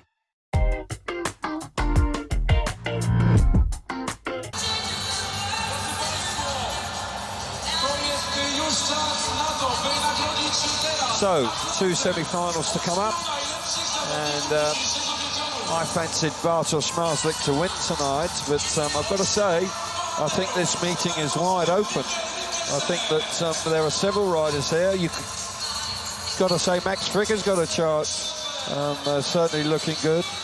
But we're going to get some more reaction now very shortly. Scotty Nick. So let's make our way down to the pit area. Scotty Nichols is with Robert Lambert. Yeah, I'm with Robert Lambert. Robert, I know you've been testing different engines and everything, and you had a really solid night, just missed out on that race win, and it must be so tough to go out and count back. Yeah, we were sort of building steady points throughout the night, which is, good for consistency, but we needed them 3 points on the board, and that didn't come, but as we're working on it, and we had a bit more consistency than the first GP, so a step forwards, I'd say, and I felt good on the bike as well. The track performed, just as how we expected, and if not even a bit better. So we disappointed I didn't get the semi, but we keep moving forwards, and we made some steps forwards today, and we'll just keep going on to the next. Oh, of course, you're always going to be disappointed not to make the semi-final, but like you say, make big strides forward. You've made the semi-final here before. You've got three-time world champion Jason Crump in your crew as well. Obviously, that was a big boost here tonight. What are you looking for him to bring to the camp? Oh, he's got so much experience under his belt, and in his mind, and from what he's been through and everything. In his whole career, so if there's any things that can help me in the right direction, or tips on the day to keep my mindset in the right place, or all them little things which add up to the end result, then that's what he's going to be doing, and also have fun at the same time and enjoy the speedway, and that's what I do as well, enjoy racing the bike too. Well, I see the little things can make big differences, so all the best for the rest of the season, mate. Keep your chin up. Thanks. Yeah. Good stuff, just missing out on that race win, just holding him back tonight, but he'll pick up 8 World Championship points for that tonight, Robert Lambert, so not a disaster at all.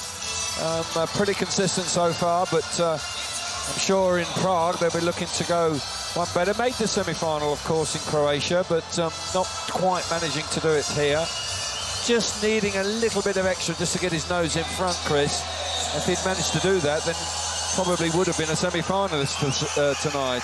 Yeah, it just came down to that one race win for Mikkel Mikkelsen that knocks Robert out. But he's riding pretty consistently. He's just missing 7th in the first one, and just missing a touch of speed, I think. And tonight didn't make starts. Didn't really get his nose in front when he really needed to. Pit cams there on show, and keep an eye on your favourite rider if you want to. You can really do focus in on what's going on, all the action behind the scenes. Obviously, several riders now packing up to go home, but 8 remaining riders, they've still got work to do. They're obviously gathering around. It's the result from heat number 20. And 3 points for Max Frick, 2 for Bartosz Zmarzlik. Maxim Grabik failed to score, and Robert Lambert picked up 1. But anyway, moving forward, we're going on to the semi-finals.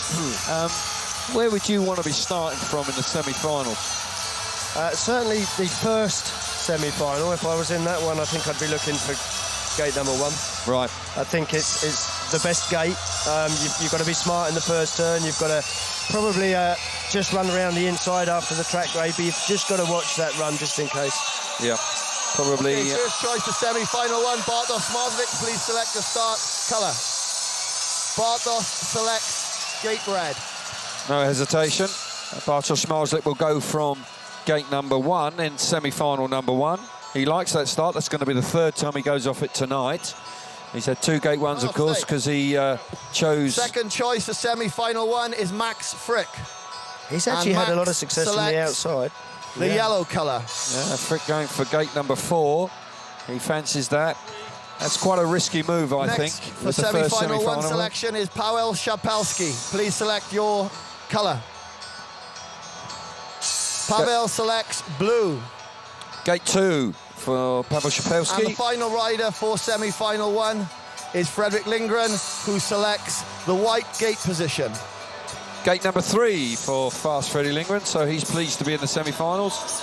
Been a bit of a roller coaster for Fast Freddy tonight, hasn't it? It's been a tough night for Freddy. Semi-final number 1 there, Bartosz Zmarzlik in red, Paweł Szapelski in blue, Freddy Lindgren coming out of gate 3 in white, and Max Frick out of the outside. Time will tell whether that was a brave move or not the right one.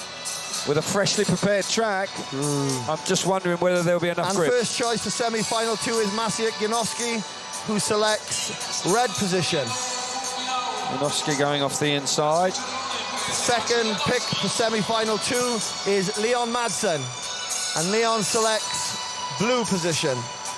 Madsen coming out of gate 2 in blue. Third choice for semi-final 2 is Ty Woofenden, and Ty selects yellow position. Off the outside for Woofenden. And the final pick for semi-final 2 is Mikkel Mikkelsen, who selects the white position. Mikkel Mikkelsen coming from gate number 3. Woofenden now in the semi-final 2. So let me just go through that run-up again. Janowski in red, Madsen in blue, Mikkelsen in white, Woofenden in yellow. Possibly that run in the second semi-final more of an advantage than in the first one. Yeah, I tend to agree. I think Max possibly making a mistake picking gate 4 in the first semi-final, but for Ty it could work. Yeah, we'll see. Frick has enjoyed a great night. Qualified very strongly here this evening. 10 points out of his final 4 rides. Impressive, very impressive. Showed plenty of speed.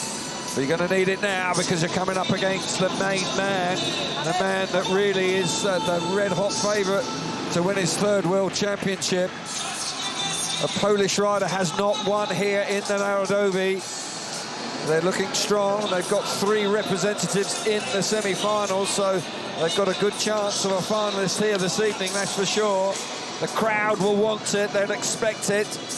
A very knowledgeable, Polish, passionate crowd here will be desperate for finalists.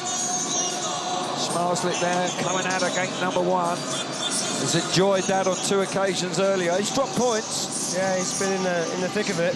How big would it be for Szczepelski to be the first Polish winner in the national stadium? Well, I think we probably overlooked him in that race where he beat Bartosz Śmazlik and Janowski. Yep. But he rode superbly well. So, semi-final number 1 is moments away now. Nerves are jangling. This is business time of the meeting. You want to make the final. You don't want to miss out now. You've had a great night. You want to try and pick up the big World Championship points in that final. 20, of course, for winning, 18 for second, 16 for third, 14 for fourth. Max Frick, a Grand Prix winner, of course, and has had a great night. He's the first rider to emerge into the arena. Freshly prepared track. Semi-final number 1 on its way for you. It's been a fabulous night of Speedway here in the PGE Narodowy Stadium. It's the all in Warsaw FIM Speedway Grand Prix of Poland that we are witnessing. So, semi-final number 1 then. Śmazlik off the inside in red. Szczepelski in blue out of gate 2. Freddie Lindgren in white off gate number 3. And Max Frick going from the outside in the yellow helmet colour. Chose it, had the second choice. Didn't have to go there, but felt comfortable. He's been making some big moves in the first corner. Can he replicate that now? Yeah, perhaps just thinking that Max didn't want to be stuck in the traffic. You know, the outside does give you the opportunity to look for a cutback or have a clean run round the outside, but I just think that the quality of opposition on the inside of him may be just a little bit too much. Yeah, I tend to agree with that. I think at this stage, all 3 riders are in top form, you know, and you are putting yourself at risk, but if you're going to back yourself, he didn't hesitate, which I like. Yeah, he good. didn't sort of dilly-dally when he came up there. He just went gate 4, I'm comfortable there. So a rider's mind, a lot of it's all about how your mindset is. And Max Frick has certainly had a good one tonight because he's ridden very nicely indeed. Semi-final number 1. The favourite for the championship leader, that man, on the inside with the red helmet colour. Can he produce it again now in semi-final here? Szczepelski's been terrific. He comes out of gate 2, and when you consider how poor he was 2 weeks ago, this is a wonderful turnaround in form for him. Fair play for Szczepelski. Here we go. Green light is about to come on. It is now. Tapes are up, and away they go. Brilliant start from Bartosz Śmazlik on the inside. Frick has made a good start as well. Oh, it's one more. Frick's going to hit the front. Down the inside. Max Frick now. Can he hold it tight enough to repel? Yes, he did. That was very, very clever riding from Max Frick. He hits the front. Gate 4, working a treat for him. Half a mistake there from Bartosz Śmazlik, but he's comfortable in second place. Lindgren in third, and Szczepelski is out the back. But you've got to say that Śmazlik is still pushing on.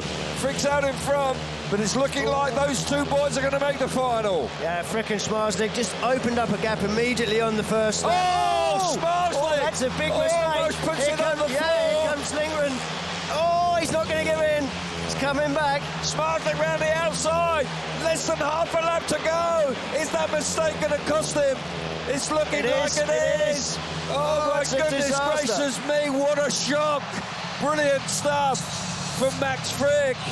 Freddie Lindgren goes through to the final, but Bartosz Śmazlik, oh my goodness gracious me, what a shock that is. He does make mistakes, Kelvin. He hit a rut there, the bike straightened up, and he very nearly ran in the back of Frick. Did well to stay on. Oh, he'll be disappointed. Oh, he'll be gutted, absolutely gutted with that. His run continues, doesn't make a final. Yeah, all of a sudden this place is becoming a bit of a nemesis for Bartosz Śmazlik. It's not a disaster, of course it's not. But you've got to say the home crowd, desperate for a home winner. And Bartosz Śmazlik just missed out this time.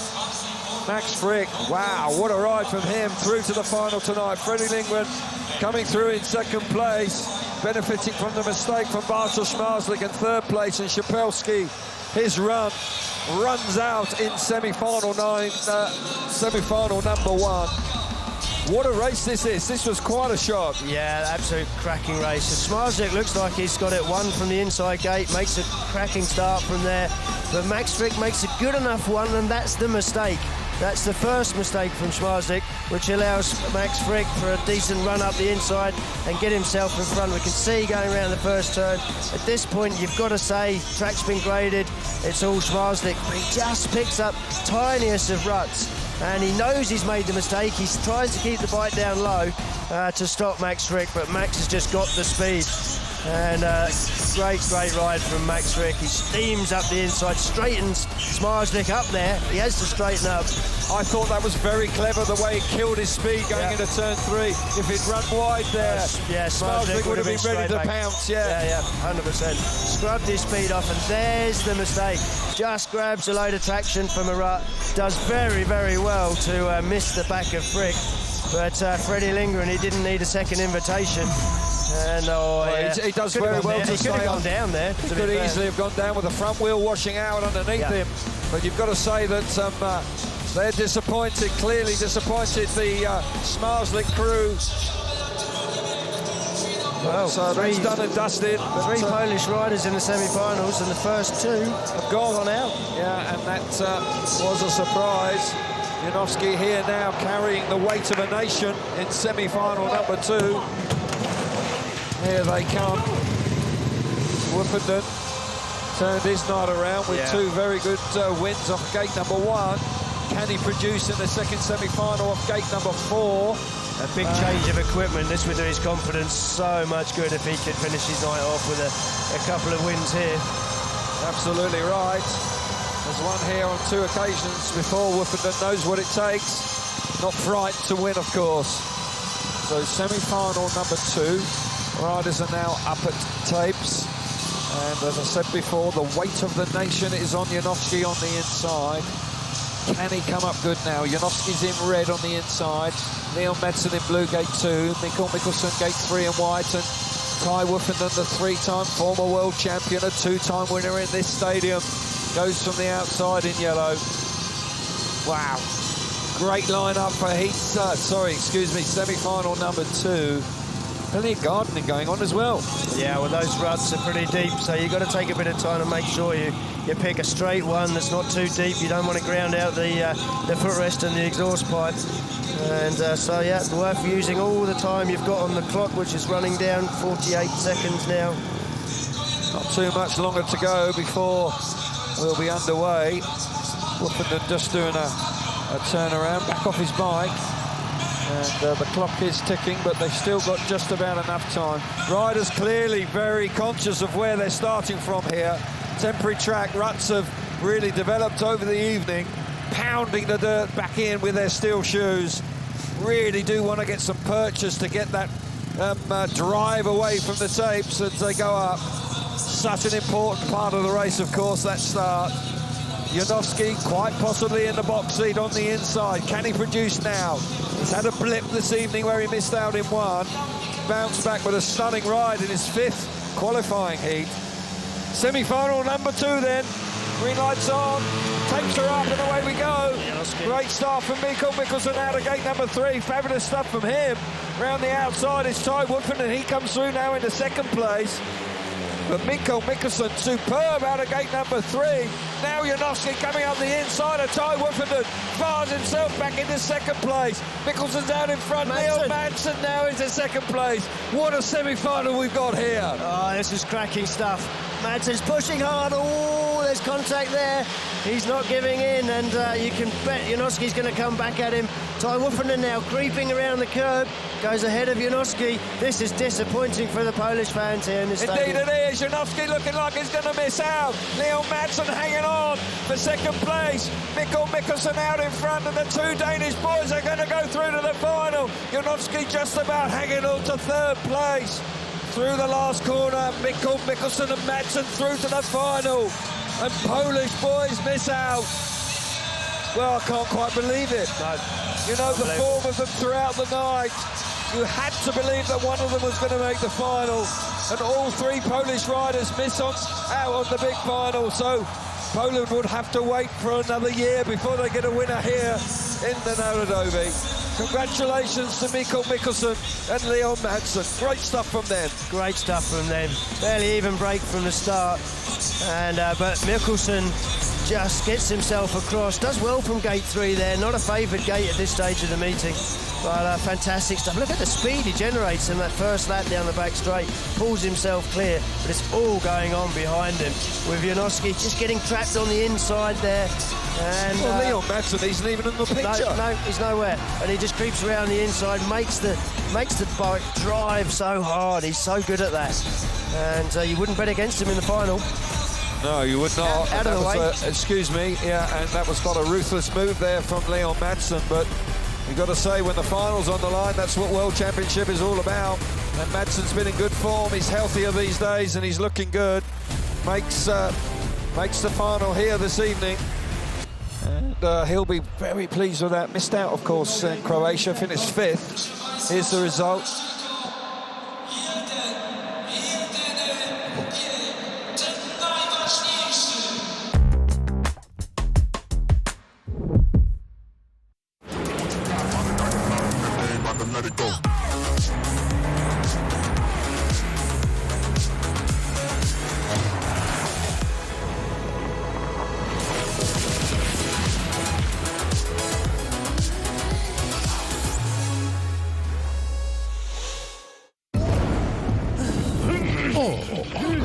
How about a spark of inspiration? Oops! Let's get this thing rolling. Ta-da! Try that on for size. Yeah! Level up in Forge of Empires. Play now for free at FOE.tv or download the app. The Bennett's British Superbike Championship comes to Donington Park on the 20th to the 22nd of May for 3 days of high-octane, two-wheeled action. This year's BSB Grid is a real clash of the titans, with reigning champion and Donington local Taron McKenzie going head-to-head with former title holders Josh Brooks and Leon Haslam. Weekend tickets are £45 online in advance, with free admission for under 13s. Book now at donington-park.co.uk. An impulse. An electrical force that powers us. A pulse shaped by pure emotion. As humans, we learn how to control these impulses.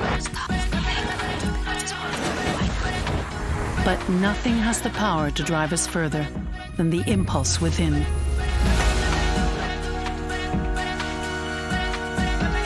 The impulse of a new generation. Cupra Born, 100% electric. It's hard-earned money. Control it with ease. With business tools by SumUp, like the easy-to-use card reader. Available now at Toolstation. So when I actually seen that first order come in, I'm going to sound like a little girl. I actually screamed, genuinely. Like it was like a, got my order. So excited. But then that feeling just never went. It's great because it's people believing in you, isn't it? Sage members like Laura keep that first order feeling with our helpful business tools and advice from real experts. Sage, helping business flow. Test your blood from home. Test your kidney, liver, thyroid, heart, and more. Visit Newman.com. And fear not, the test is free if we don't find anything. Something unexpected has come to Prime. Something unusual. Unprecedented and undeniable. Tantalizing and thrilling.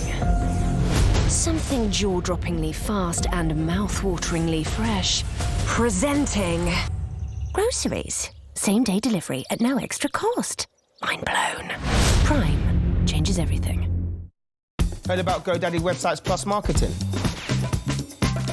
Build a website for free and get found online with GoDaddy.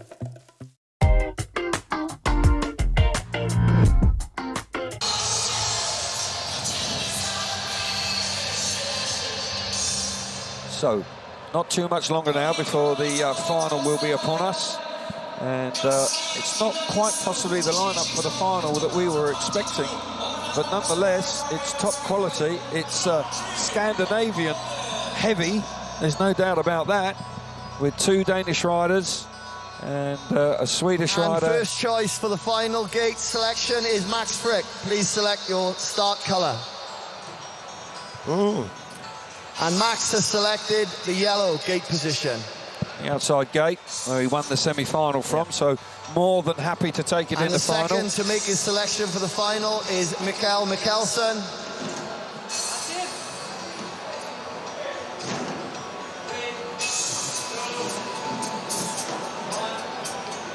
Indecision.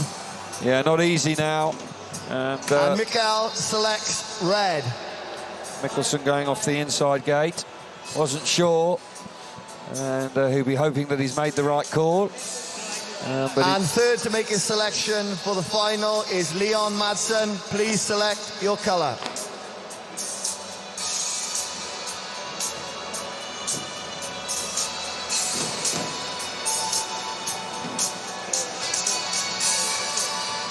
Leon Madsen selects the blue gate.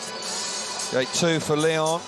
Again. And the final selection goes to Freddie Lindgren, who selects the white gate position. Well, it did all right for him in the semi-final, of course, because he had gate 3 there. Thank you, guys. So the lineup for the final is Mikael Mikkelsen will go off the inside in red, Madsen out of gate 2 in blue, Freddie Lindgren will go out of gate number 3 in white, and Max Frick, who had the first pick, went straight for the outside, no hesitation whatsoever. I'm not going to say it's a risky move this time, because he made me look very foolish, because he made a sensational effort, Max Frick, there to win his semi-final. Freddie Lindgren, what a night he's had. You could just not script that, you know, what's happened to him this evening, but he's in the final. He could go away with 20 points tonight and win for the second time here in the Nadadovi. That would be a remarkable result. Yeah, he's been down on the deck, he's lost the chain, he's been through everything tonight, but he's come back through it, made the final, he's been on the podium. Lindgren's had 37 finals, 37 finals for Lindgren, he's won 5 of them, so he's had plenty of opportunity. Got to say that it's a big night for Mikael Mikkelsen, because he's had 1 final, which was only 2 weeks ago, and he's running good. He was 3rd then. Max Frick, he's had a couple of finals and he's won 1 of those. Can he make it 2 Grand Prix wins here in the Nadadovi tonight, going from the outside?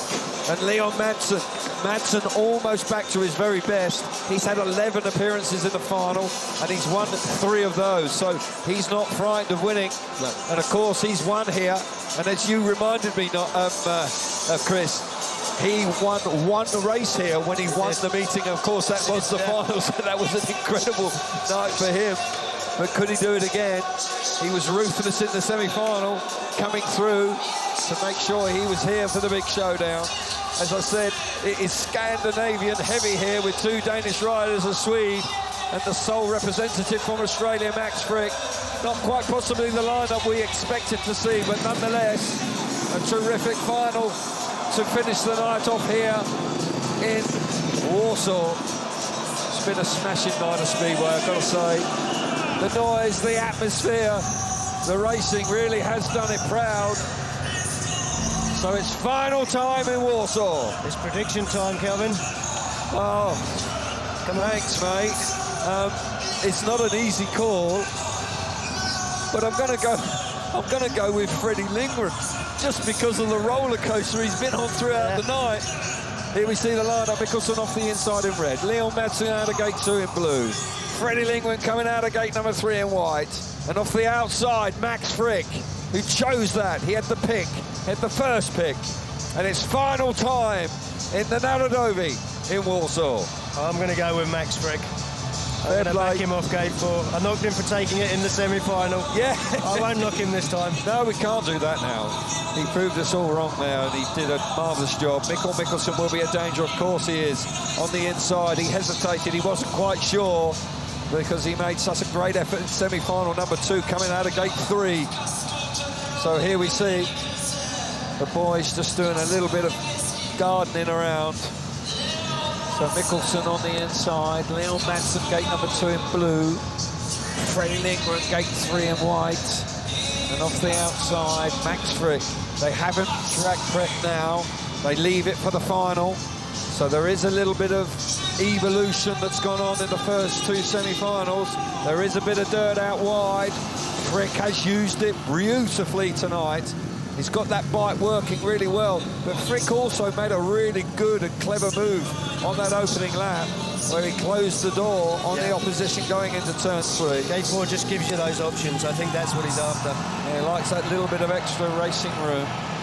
Second final of the year. Back in the Norodovi, the pandemic obviously kept us away for 2020 and 2021. It's 2022, and we're back here. One more lap, 4 laps of action, just under 60 seconds. Who's going to win here tonight? Green lights on. Tapes up and away we go. Mickelson makes a good start, but Frick's there as well. Frick's made it from the outside. What a move from the Australian. He's down the back straight. He's fired himself to the front. Leon Madsen. Mickelson's down. Red light's going to come on. Red lights are on. I think he took his handlebars. He took his handlebars away. Drama in the final. Somebody's going to have to go now. It's not the first corner. Madsen could go here. Madsen very strong going into that third corner, Chris. Yeah, he was very forceful, and I think he may have just taken his hand off the handlebars. We'll have to see that one again. Oh, Max Frick must have thought he was going to win here. I think it's the first time we've seen somebody actually get across from gate 4 all night. You know, they've made cutbacks, they've made runs around the outside, but he just went straight across. Absolutely fabulous start from the outside. Leon Madsen, no exclusion light on yet, but there will be one coming. No, but we're going to be concerned about Mikael Mikkelsen. Leon knows that there's a chance he could go here. He's just said he's leaning on me. What do you think? What are your thoughts on that? Need to see it again. I'm not sure if he was leaning on him. It's a final. You wouldn't blame him if he was, you know, but I need to see it again. Well, you can now. Yeah, here we go. And we can see Leon just coming up the inside of Mikkelsen. There's definitely contact. But Leon has got the better of him there. He's got his nose in front of him there, Chris. Yeah. Let's just have a look from this angle. I think Mikkelsen's in front. Oh. He's in front. I disagree with you. No, haven't looked at it again. I'll tell you what. If Mikkelsen went, it wouldn't be a shock. Because I think Leon is at this point in front. He's got the better of him there. But he hasn't enabled Mikkelsen to get in the corner because he can't straighten the bike up. He's going to crash anyway. And the leg is gone. But Leon had nowhere to go. Where was he going to go? He was going to have to go to the centre green to miss him. Had he overcommitted himself? Well, no, because... Well, look, we could argue about that all night long. To be a referee. Oh, yeah. I'm delighted I'm not a referee this evening because that's a difficult call. That's a very difficult And either way it goes, both riders are going to feel aggrieved, aren't they? Yeah. Doesn't matter who's excluded. But Leon Madsen was just fractionally in front of him. He leaned it on me. No exclusion yet. Christopher Gardell taking his time here. That's a tough one. And it's a really tough call. And certainly I wouldn't want to be the one to make it. And it is drama here in the final. Which way is it going to go? Would it be Leon or would it be Mikael Mikkelsen? They're still attending to Mikkelsen. We're hearing. I've yet to see the exclusion light come on. So we'll just hang on until we see that to be absolutely confirmed. Still attending to Mikkelsen on the safety fence. There's a strong suspicion that it is Mikael Mikkelsen. But I want to wait. Red is out. Red is out. Mikael Mikkelsen goes. Christopher Gardell clearly felt that Leon Madsen had got the better of him and Mikkelsen was leaning all over him. A reprieve possibly for Madsen, but a tough call nonetheless, Chris. Tough call.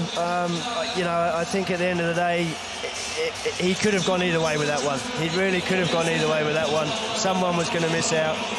And Mikkelsen, he did stick to his guns, try to get into the corner. When you saw the slow motion, Mikael Mikkelsen's Kevlars were caught on the footrest of Leon Madsen, and there's no question that kind of pulled him in towards him and unsettled him halfway down the back straight. And Leon Madsen, when you saw it again, he really had no choice where to go. And he hadn't moved over, he hadn't changed his line, he was just coming past. Yeah, so. And You know, tough call, really tough call. Possibly the right one, though. Yeah, I think on balance, yes. Possibly the right one. We haven't come to blows in the commentary box yet. Maybe later in the season we will, but not tonight.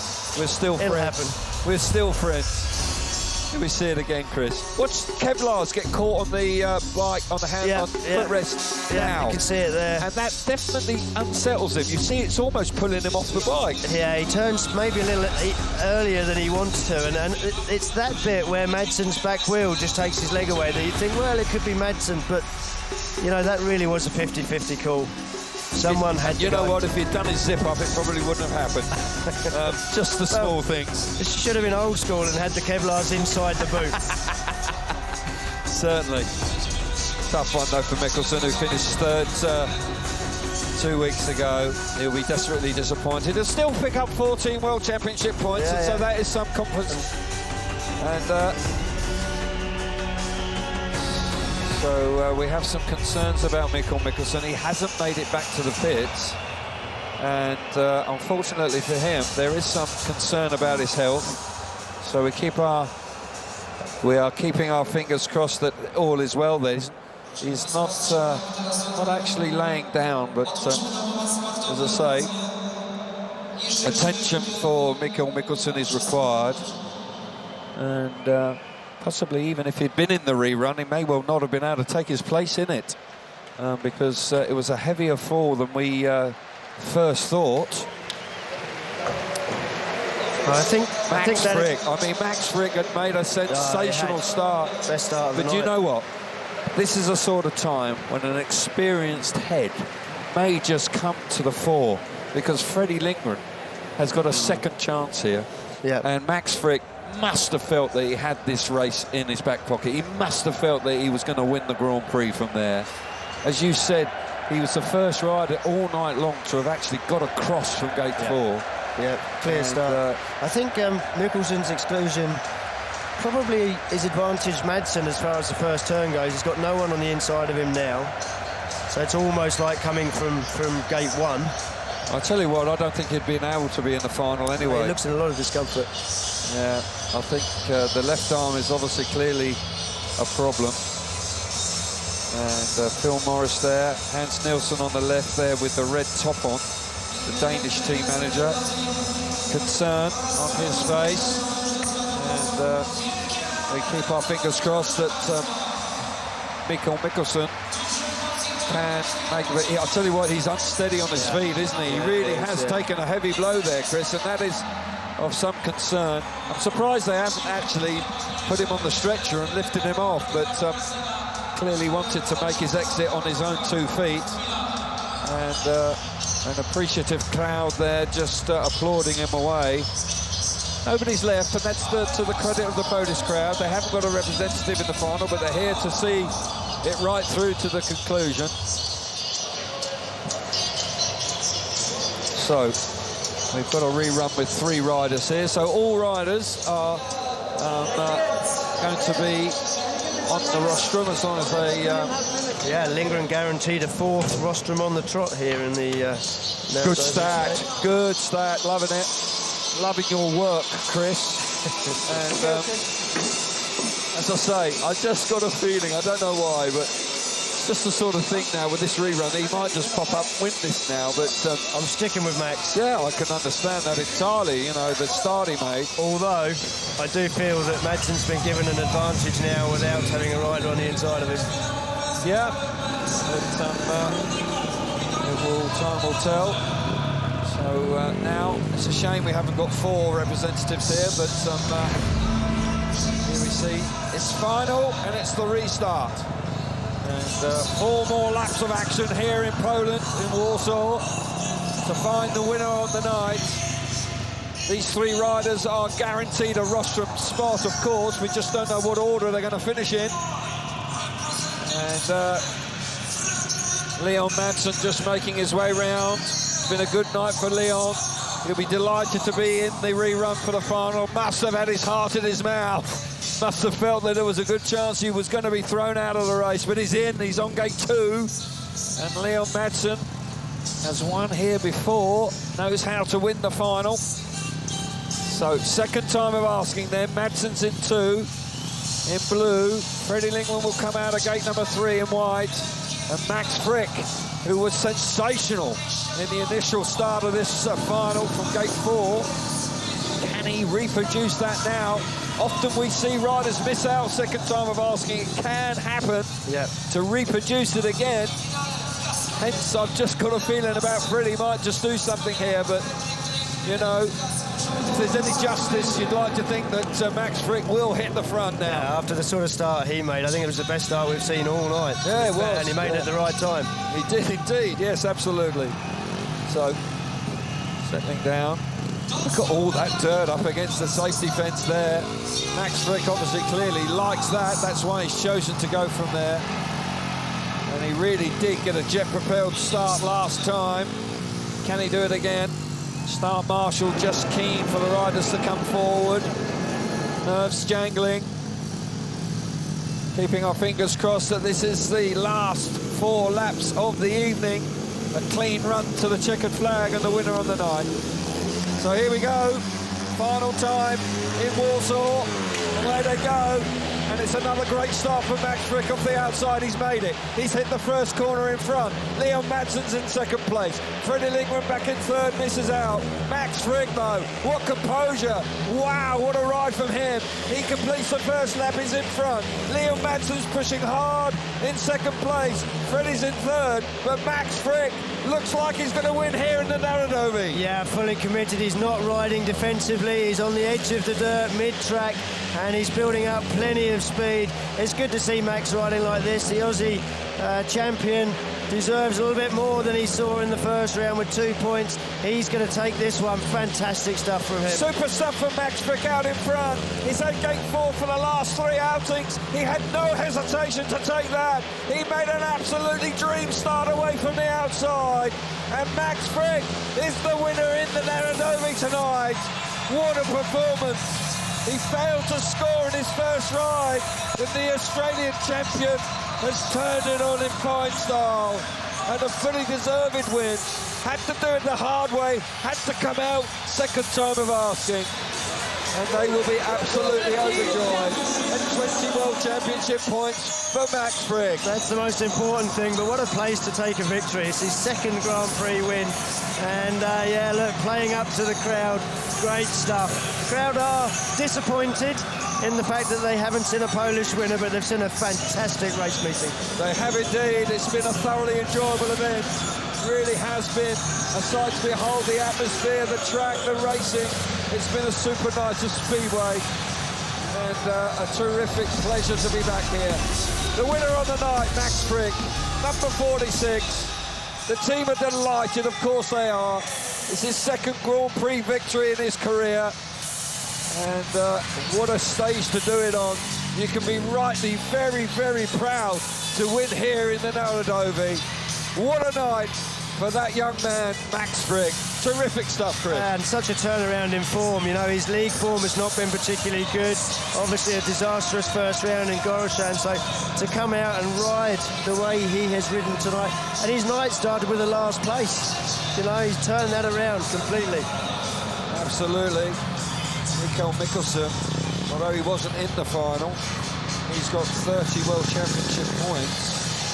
And I'm just wondering whether that's enough. Just going to do a few sums here, actually, Chris, just to see if that actually puts him in the lead of the World Championship.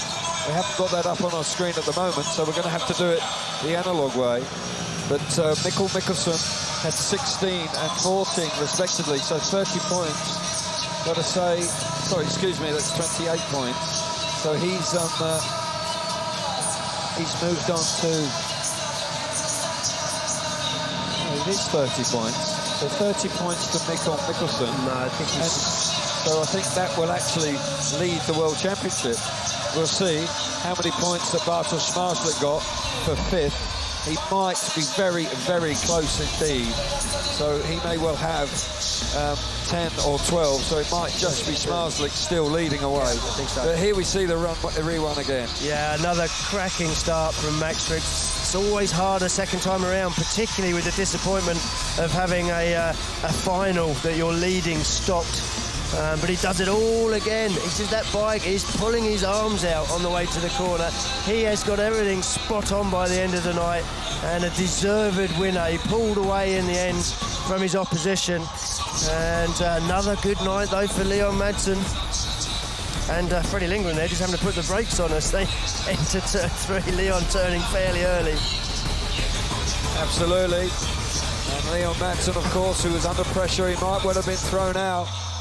He picks up 18 World Championship points to add to his 12 that he had in Croatia. So he'll be chuffed to bits with that points haul. And he moves on to 30 championship points as well. So it's awfully, awfully tight at the top. I do think that Bartosz Zmarzlik is going to be just in front as we leave here this evening with 32 points. And we've got 2 riders on 30 points respectively. But Max Frick, wow, that was some night of Speedway for him. See Thomas Kosinski there celebrating. He's working with Max now. He spent his whole career with Thomas Golub, passing on a wealth of experience. Seems to be paying off. Indeed it does. And Max Frick, this win for him will live long in the memory. To win on a stage like this is a terrific thing to do.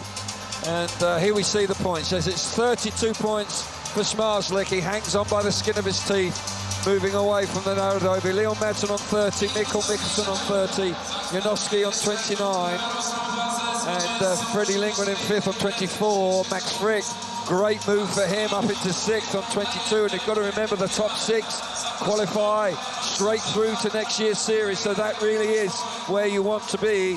Robert Lambert steady away in 7th. But big smiles and the glory for Max Frick. And we can hear from him now. Scott Nichols is down there on the centre green, and we can hear from Max Frick now. So the winner of the PGFIM Speedway Grand Prix from the Narodovi Stadium in Warsaw is Australia's Max Frick. Max, huge congratulations, mate. How do you feel? Man, this is so surreal. It's unbelievable to be here in the stadium with so many people. We've been hearing you all night. It's been amazing. So to bring a little bit of Aussie flag to Poland tonight, the Polish GP, it's an unreal feeling, and I just can't believe I'm up on the top of the podium. Mate, you had to do it a second time round as well. I don't know what your heart rate was like, but how were the nerves on that second one? I was pretty disappointed after that first one, not going to lie. But, I managed to regroup and get back out there and have another shot at it. So it's, a good first start and a good first corner really gave me the speed for the rest of the race. Talking of regrouping, you had a tough night in the opening round in Croatia, so no better way to bounce back. You really put yourself back in the game in your second GP win. Yeah, exactly. Croatia was pretty disappointing for me, so I had to bit between my teeth to come back here and to move a little bit further up that leaderboard and regain some positions that I missed out on. So job done here tonight, and hopefully we can move on and have a successful rest of the GP series. Definitely, mate. Showed a lot of grit, onward and upwards. Well done. Thank you. Terrific stuff. Great to hear from the winner of Max Frick. I tell you what, he was great there, I thought. Really composed, spoke very well. And quite interested to hear the fact that he couldn't lie. He was disappointed about having to see the red light when he was in front. So here we go. It's presentation time. And Freddie Lindgren, 3rd place on the night, 16 World Championship points. I tell you what, when you consider the sort of evening he's had, Freddie Lindgren quite clearly delighted with it. And you can understand that, Chris, because with a crash and a chain, he's thrown a chain, he still made the final. Terrific turnaround in form. Yeah, fantastic. Deserves a cold beer tonight. He does indeed. Leon's clearly happy as well. 2nd place on the evening, 5th place in Croatia. He's on 30 championship points, and so he's got his campaign off to a really good, strong start. But it's all about Max Frick tonight. His 2nd Grand Prix victory of his career. And I tell you what, this is a big one. Yeah, it is. And he is quite clearly delighted. Top step in the Narodovi Stadium will do his stock value no harm at all. Let's get ready to hear the national anthem of Australia.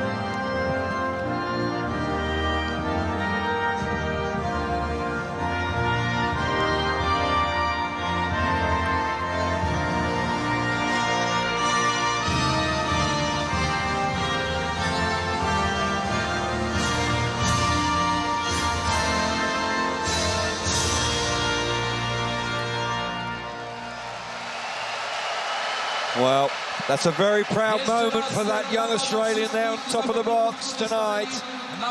And it will be probably just beginning to sink in now what he's actually achieved here this evening. Now we see the awards being handed out.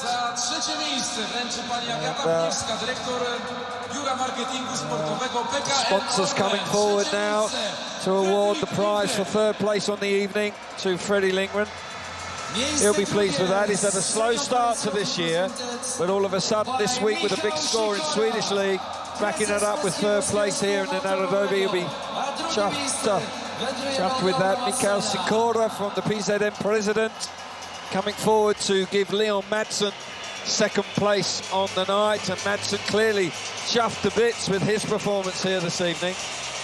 Right in the thick of it. Very tight for the top three, just 2 points between the top three riders in the world. And Max Frick in sixth place on 22. What a turnaround that is. 2 points 2 weeks ago and 20 points tonight. That's a fabulous turnaround. And Jorge Vigas, FIM president, coming forward now to award the winner on the night. And he's quite clearly absolutely delighted with that, and rightly so. Yeah, he hasn't stopped smiling since he got off his bike. You milk it in, you fully deserve that. He's ridden out of his skin tonight. He has, yeah. And he's worked his way into the meeting. He's got better and better and better. Absolutely confident to take gate 4, and it worked for him.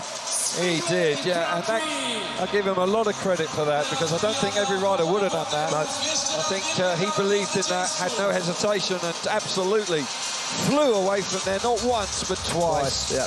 And I think that shows a rider that really did believe in himself here this evening. And what can Max Frick do now moving forward? We're not too far away from the next round, of course, when we move on to Prague and the Marchetti Stadium. And so, champagne time. What are your thoughts on the night? Just a brief reflection on what's gone on. Entertaining, I think it's the first thing that I'm thinking. You know, it was a great race meeting, some great racing. I thought the track held up well. They don't always, these temporary tracks, and I thought Ollie Olsen and his team gave them a wonderful stage to operate on. Deserved winner, Max Frick.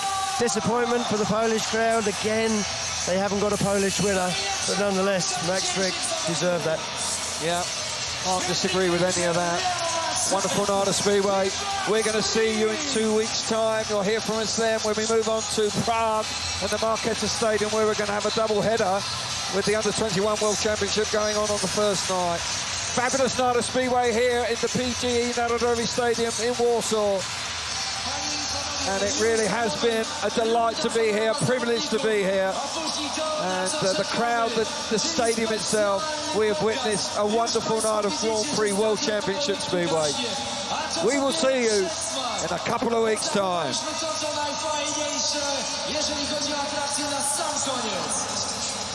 Proszę przygotować telefony komórkowe, bo to show naprawdę jest warte nagrania, warte, żeby zobaczyć je później raz jeszcze, za chwilę. Zrobi się tutaj totalnie ciemno. Proszę nie wychodzić, zostać na swoich miejscach i poczekać na końcowe show. A przed nami jeszcze runda honorowa najlepszej trójki.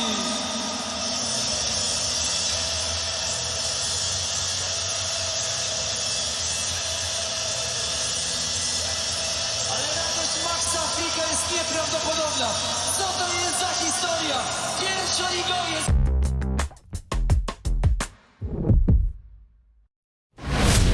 Something unexpected has come to Prime. Something unusual, unprecedented and undeniable, tantalizing and thrilling. Something jaw-droppingly fast and mouth-wateringly fresh. Presenting groceries. Same-day delivery at no extra cost. Mind blown. Prime changes everything. Sky's lowest price returns. Get superfast broadband for just £25 a month, plus our award-winning Sky Q box for just £5 a month. What a combo. Incredible speed, super reliable. Plus, enjoy your favourite Freeview channels, apps and recordings all in one place. super fast broadband for just £25 a month. And a Sky Q box for just £5 a month. Oh, wow. Our lowest price won't last long. Go to sky.com. Test your blood from home. Test your kidney, liver, thyroid, heart, and more. Visit Newman.com. And fear not, the test is free if we don't find anything.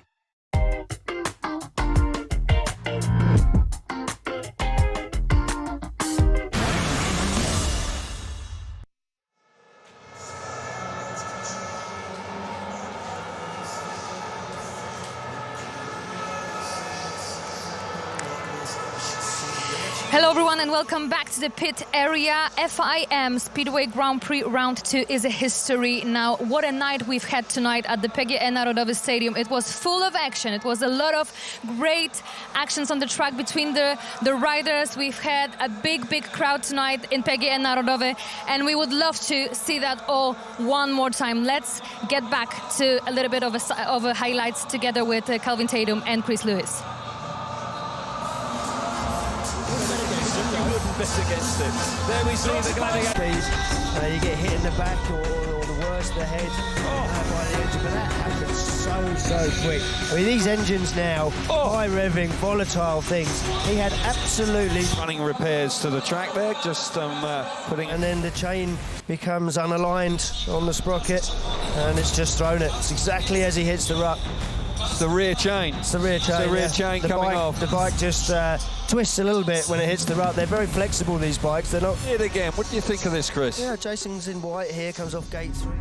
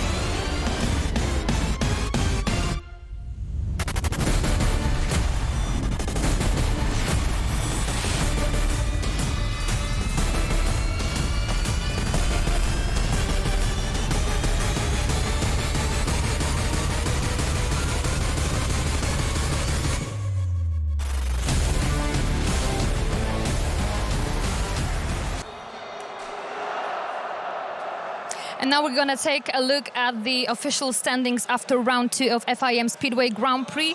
Bartosz Marzlik keeps the lead in the World Championship. Leon Madsen and Mikkel Mikkelsen are level on points. Maciej Janowski on 4th position at the moment, and Freddie Lindgren climbs up in the standings. He's currently 5th in the overall classification. Obviously, Max Frick, who won tonight here in Warsaw, climbs up in the standings as well, and that's how it looks at the moment. And I'm joined right now by my first guest, Mr. George Viegas, FIM president. Hello, Mr. Viegas. Hello. Well, first of all, I need to ask you about the night itself, because I know you're a big fan of Speedway. So how was it for you? Amazing. We came back to Warsaw with a first-class show, and everybody enjoyed. It was a really great night. And how do you feel personally about Speedway entering this new era alongside, together with Discovery Sports events? I mean, we made a big bet on Discovery Sports, and I think this is paying now. Exactly, and with such a great on-event experience as we had today in Warsaw, do you think we can bring Speedway to another level and attract more attention, find more fans, new fans that will be interesting in Speedway? When the show is good, like this one, you will have always more and more fans. And I'm sure the people who watch this show on TV, they would regret not to be here. So they will come next time, for sure. Obviously, and also I would like to ask you about this huge plans according youth racing as well, because it will be all under one umbrella of one promoter, as we have Speedway Grand Prix, Speedway Grand Prix 2, Speedway Grand Prix 3. There is a huge plan to develop Speedway. Yeah, this was one of the thing that brought us to give this contract to Discovery, is the bet on the famous development pyramids. We have to start by the basis with young riders and arrive here in this top. These are the best, but they have to learn somehow. Exactly, and we showed today the best Speedway riders in the world. Now the show is still on, because we can see that the fireworks just had started. I cannot see because I'm talking to you, sorry. Yeah, but we can admire it. Yeah. Exactly. It's a beautiful night for everyone actually, but maybe not for Polish fans, as none of the Poles made it to the final. They might be a little bit disappointed. But this is sport. This is a very tough sport. The best riders are really very similar, like in other disciplines that we have in motorcycle racing. And the fact that running at home, unfortunately, we had no Polish in final. But they win in other places, so don't worry. Thank you so much, then, Mr. President. And we are now linking to Scott Nichols, who's right now with Freddie Lindgren. Thanks, Marcelini. I have Freddie with me. Freddie, what a night. Chain off, hit the deck. First and foremost, are you okay? Yeah, I'm all okay, yeah. Like you say, what a night, First, I was just having bad luck, and then eventually the luck changed, and I had some really good luck in the semi-final and also in the final. So ended up on the podium, and I have to be happy with that, 100% happy with that. You've been on the podium pretty much every time you've been here, so you must have good memories of this place, and you must have obviously felt good coming here tonight. Yeah, I really love racing in front of all these fans. This is one of the main events for us. I really try and take in everything, all the energy, and I just want to say thank you to the fans coming here and making this atmosphere absolutely great. Yeah, so you've moved yourself up to 5th in the leaderboard now, so still early days in the series, but it's a good place to be right now. Yeah, I was way down in 9th to start with, so climbing the ladder, hopefully. That's it. Well done, and good luck for the remainder of the season. Thank you.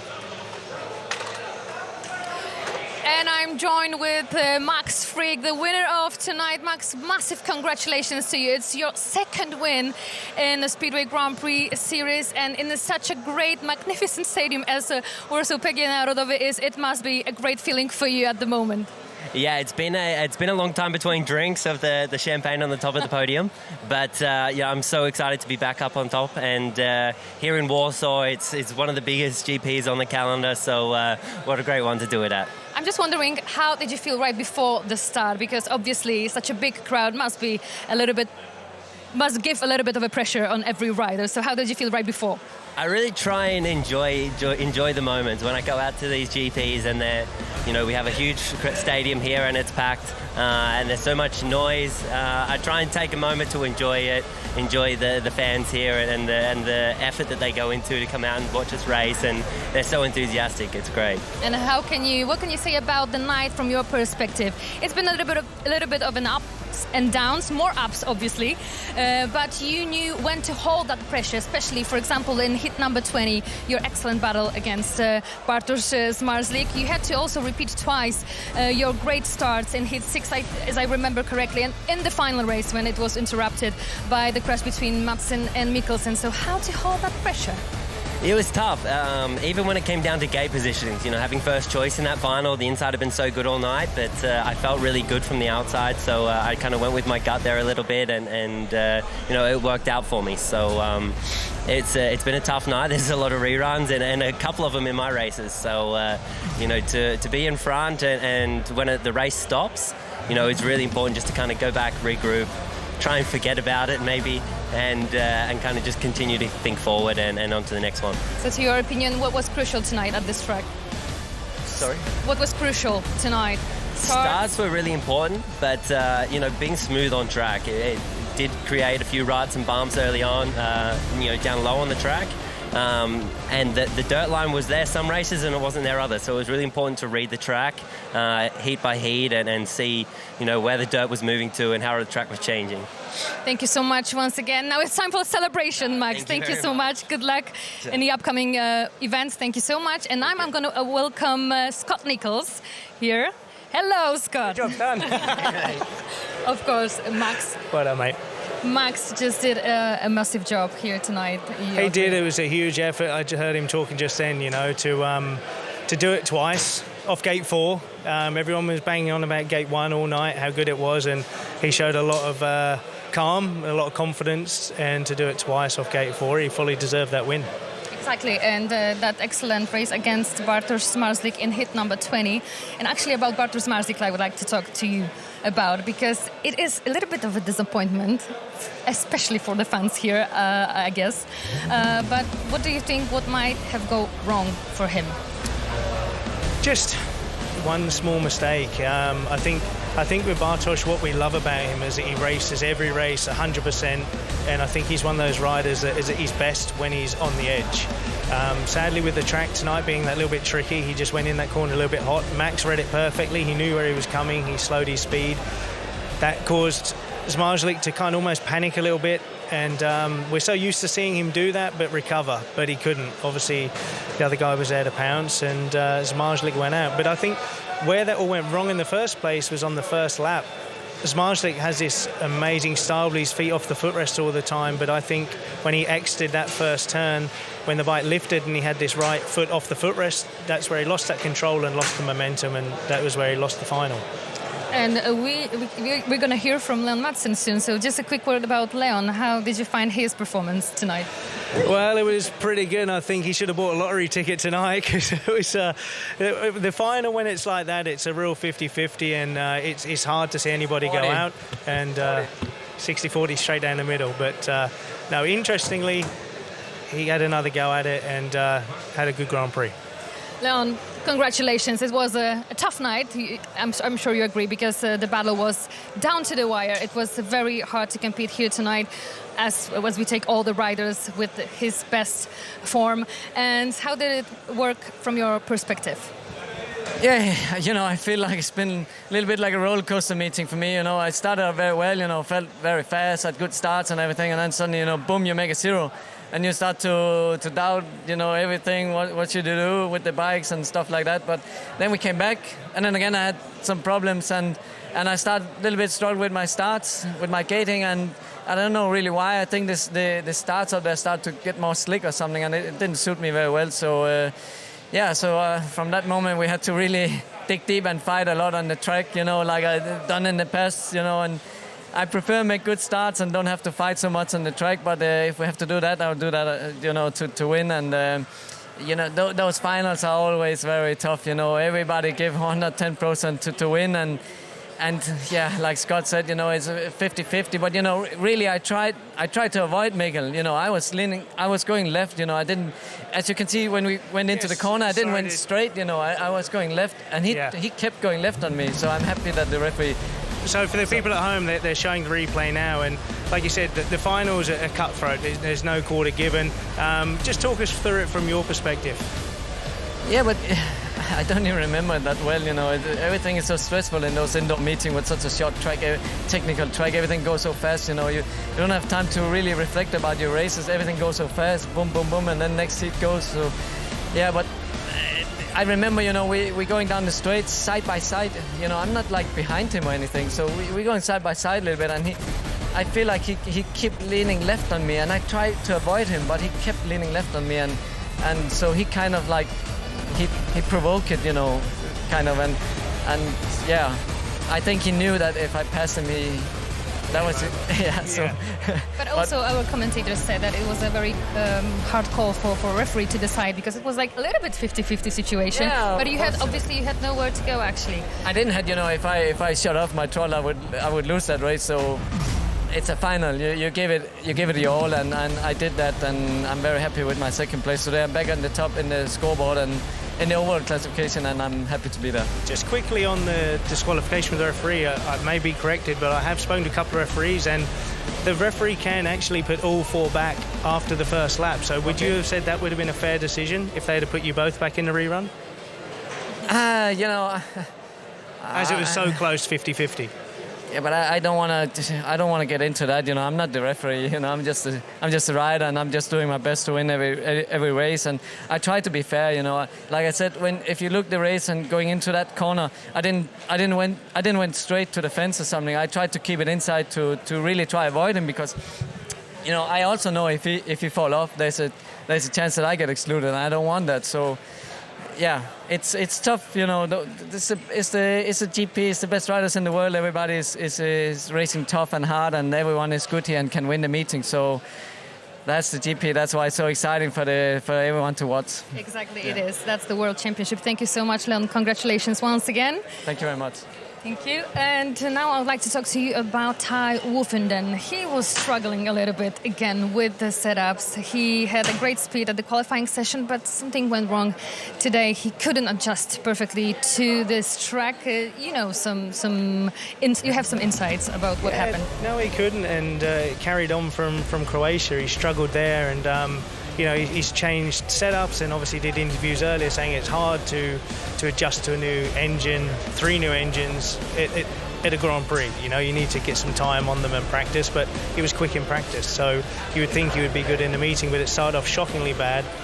He changed bikes, made the semi-final, so he really showed a lot of character to turn his night around. But I just feel when I watch Ty, he rides a bike fantastically well, but it seems like sometimes he's a little bit hesitant with the moves, where normally in the past he would just put the front wheel in and force his way through. I think sometimes he's a little bit hesitant, and at the Grand Prix level, at this standard, you can't give anyone like an inch on the track. And what can you say about Maciej Janowski, who had a very good start to the second round of Speedway Grand Prix, but again, semi-finals didn't go like he expected it to go? No, it didn't, but like when Max was talking earlier and Leon, the track was changing all the time, and these indoor tracks are fantastic, but that's Speedway. And at this level, if you're 2% off for the setup, then you would lose the race. Sometimes you need a little bit of luck, gate positions, and if they water the track and things like that. So for Magic, yes, he didn't make the final. It's not cool that no Polish riders made the final, but it's exciting for the championship, and it keeps it close at the top. And what can you say? Because we've mentioned many times that the track was changing throughout the meeting. How was the track exactly from the very beginning till the very end, and how much has it changed? Because it seems like there were some tricky moments where riders got into troubles. They did, and I think when they water the track, I think after the first block of races, when they put the water on, it's a little bit tricky.